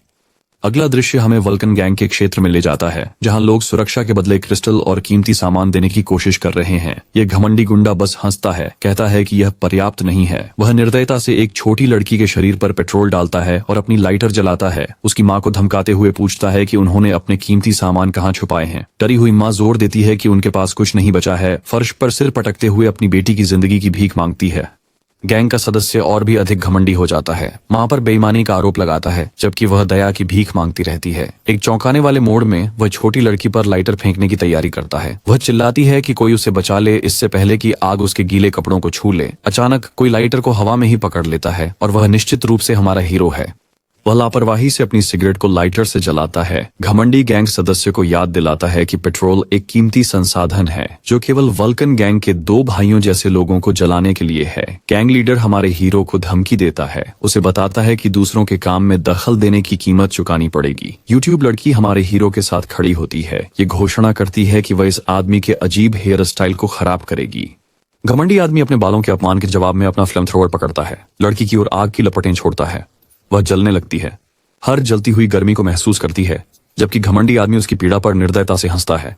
हमारा हीरो उसे याद दिलाता है कि वह सिर्फ इस खेल की एक खिलाड़ी है। आग में होने के बावजूद वह किसी तरह शांत रहती है और मजाक करती है कि वह आखिरकार समझ रही है कि मानव मशाल होना कैसा होता है। पूरी तरह से भ्रमित मिस्टर घमंडी पूछते हैं कि वह अब भी कैसे खड़ी है।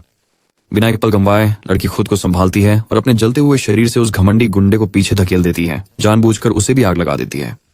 घमंडी आदमी गर्मा का स्वाद चखने के बाद मुर्गे की तरह तड़पता है। डार्क मून रिफ्यूज में सभी पार्टी सदस्य कुर्सी पर बंधे घमंडी आदमी के चारों ओर इकट्ठा होते हैं, जो उससे वल्कन गैंग के बारे में जानकारी मांगता है। यह वादा करते हुए कि अगर वह सहयोग करेगा तो उसकी जान बख्श देगा, लेकिन घमंडी आदमी जिद्दी होकर मना कर देता है, यह घोषणा करते हुए कि वह लॉर्ड वल्कन के साथ विश्वासघात नहीं करेगा और कोई डर नहीं दिखाता। सेवानिवृत्त सैनिक एक लाल गर्म छड़ पकड़ता है और उसे घमंडी आदमी के पास ले जाकर पूछता है कि क्या अब वह डर रहा है। घमंडी आदमी शेखी बघारता है कि सभी वल्कन गैंग के सदस्य पवित्र अग्नि से दीक्षित होते हैं और भले ही वे जल जाएं, वे हार नहीं मानेंगे। जब सैनिक कहता है कि उसने उसे जलाने की कभी योजना नहीं बनाई थी तो घमंडी आदमी डरपोक बन जाता है। इसके बजाय वह स्पष्ट करता है कि वह इस लाल गर्म लोहे की छड़ को उसके किसी छेद में डालने जा रहा है और उसे याद दिलाता है कि हम 800 डिग्री सेल्सियस की बात कर रहे हैं। सैनिक आखिरी बार पूछता है कि वह घमंडी आदमी क्या करने की योजना बना रहा है। जवाब में वह आदमी रोने लगता है और सब कुछ बताने का फैसला करता है, उनसे उस छड़ को दूर रखने की भीख मांगता है।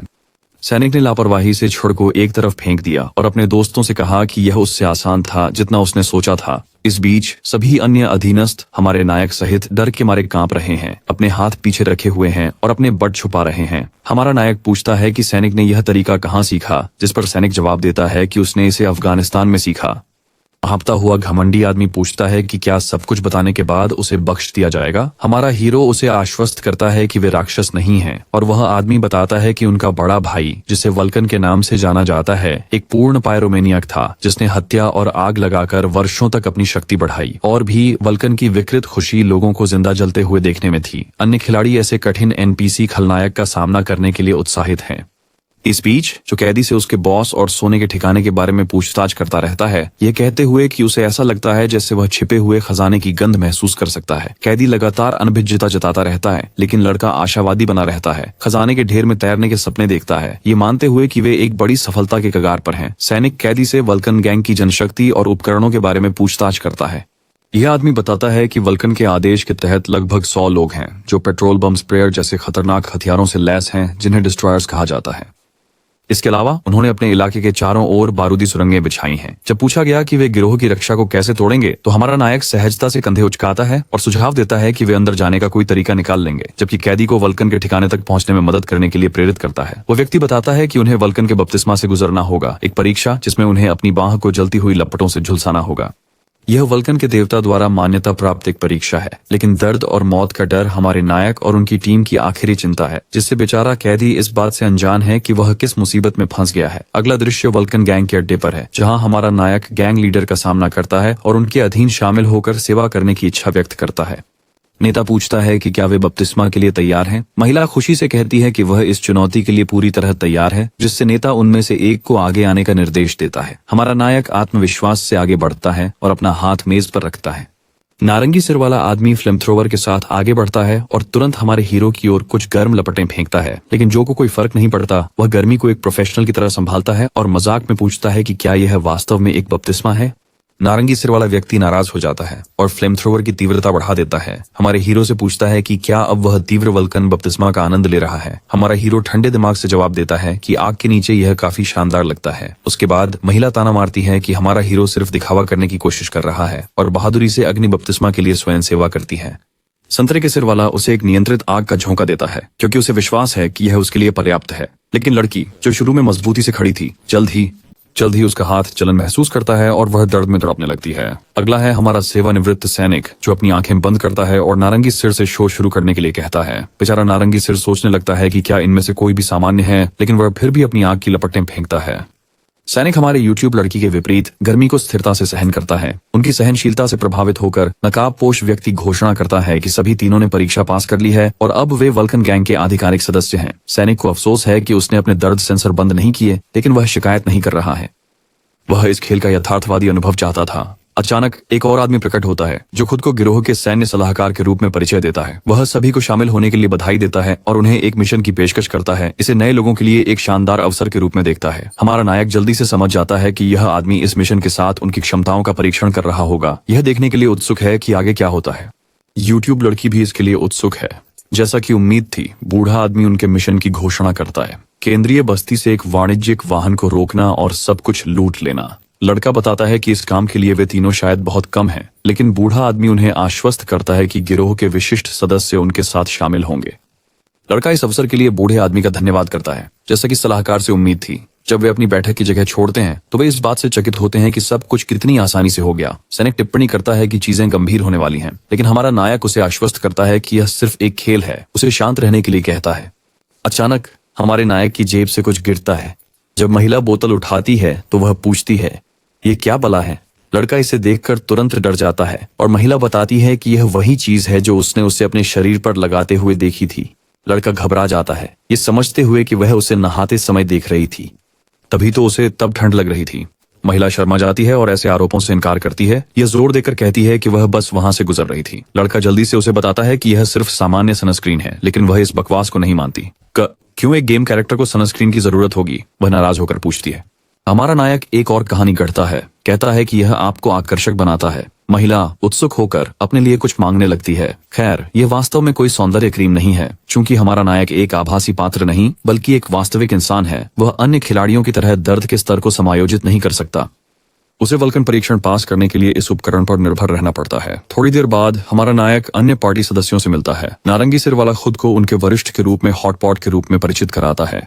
फिर जो हॉटपॉट से पूछता है कि क्या उसके पास कोई सलाह है, जिस पर हॉटपॉट जवाब देता है कि वह हमारे लड़के की दृढ़ता का प्रशंसक बन गया है जब से उसने वह बपतिस्मा परीक्षण पास किया और अब वह उसका प्रोब्रो बनना चाहता है। जो मिंग सारी प्रशंसा से थोड़ा असहज हो जाता है, लेकिन उससे आश्वस्त करता है कि चूंकि वे साथ काम कर रहे हैं, वे अब दोस्त हैं। हॉटपॉट फिर तय करता है कि तैयार होने का समय आ गया है, क्योंकि उनका लक्ष्य आने वाला है।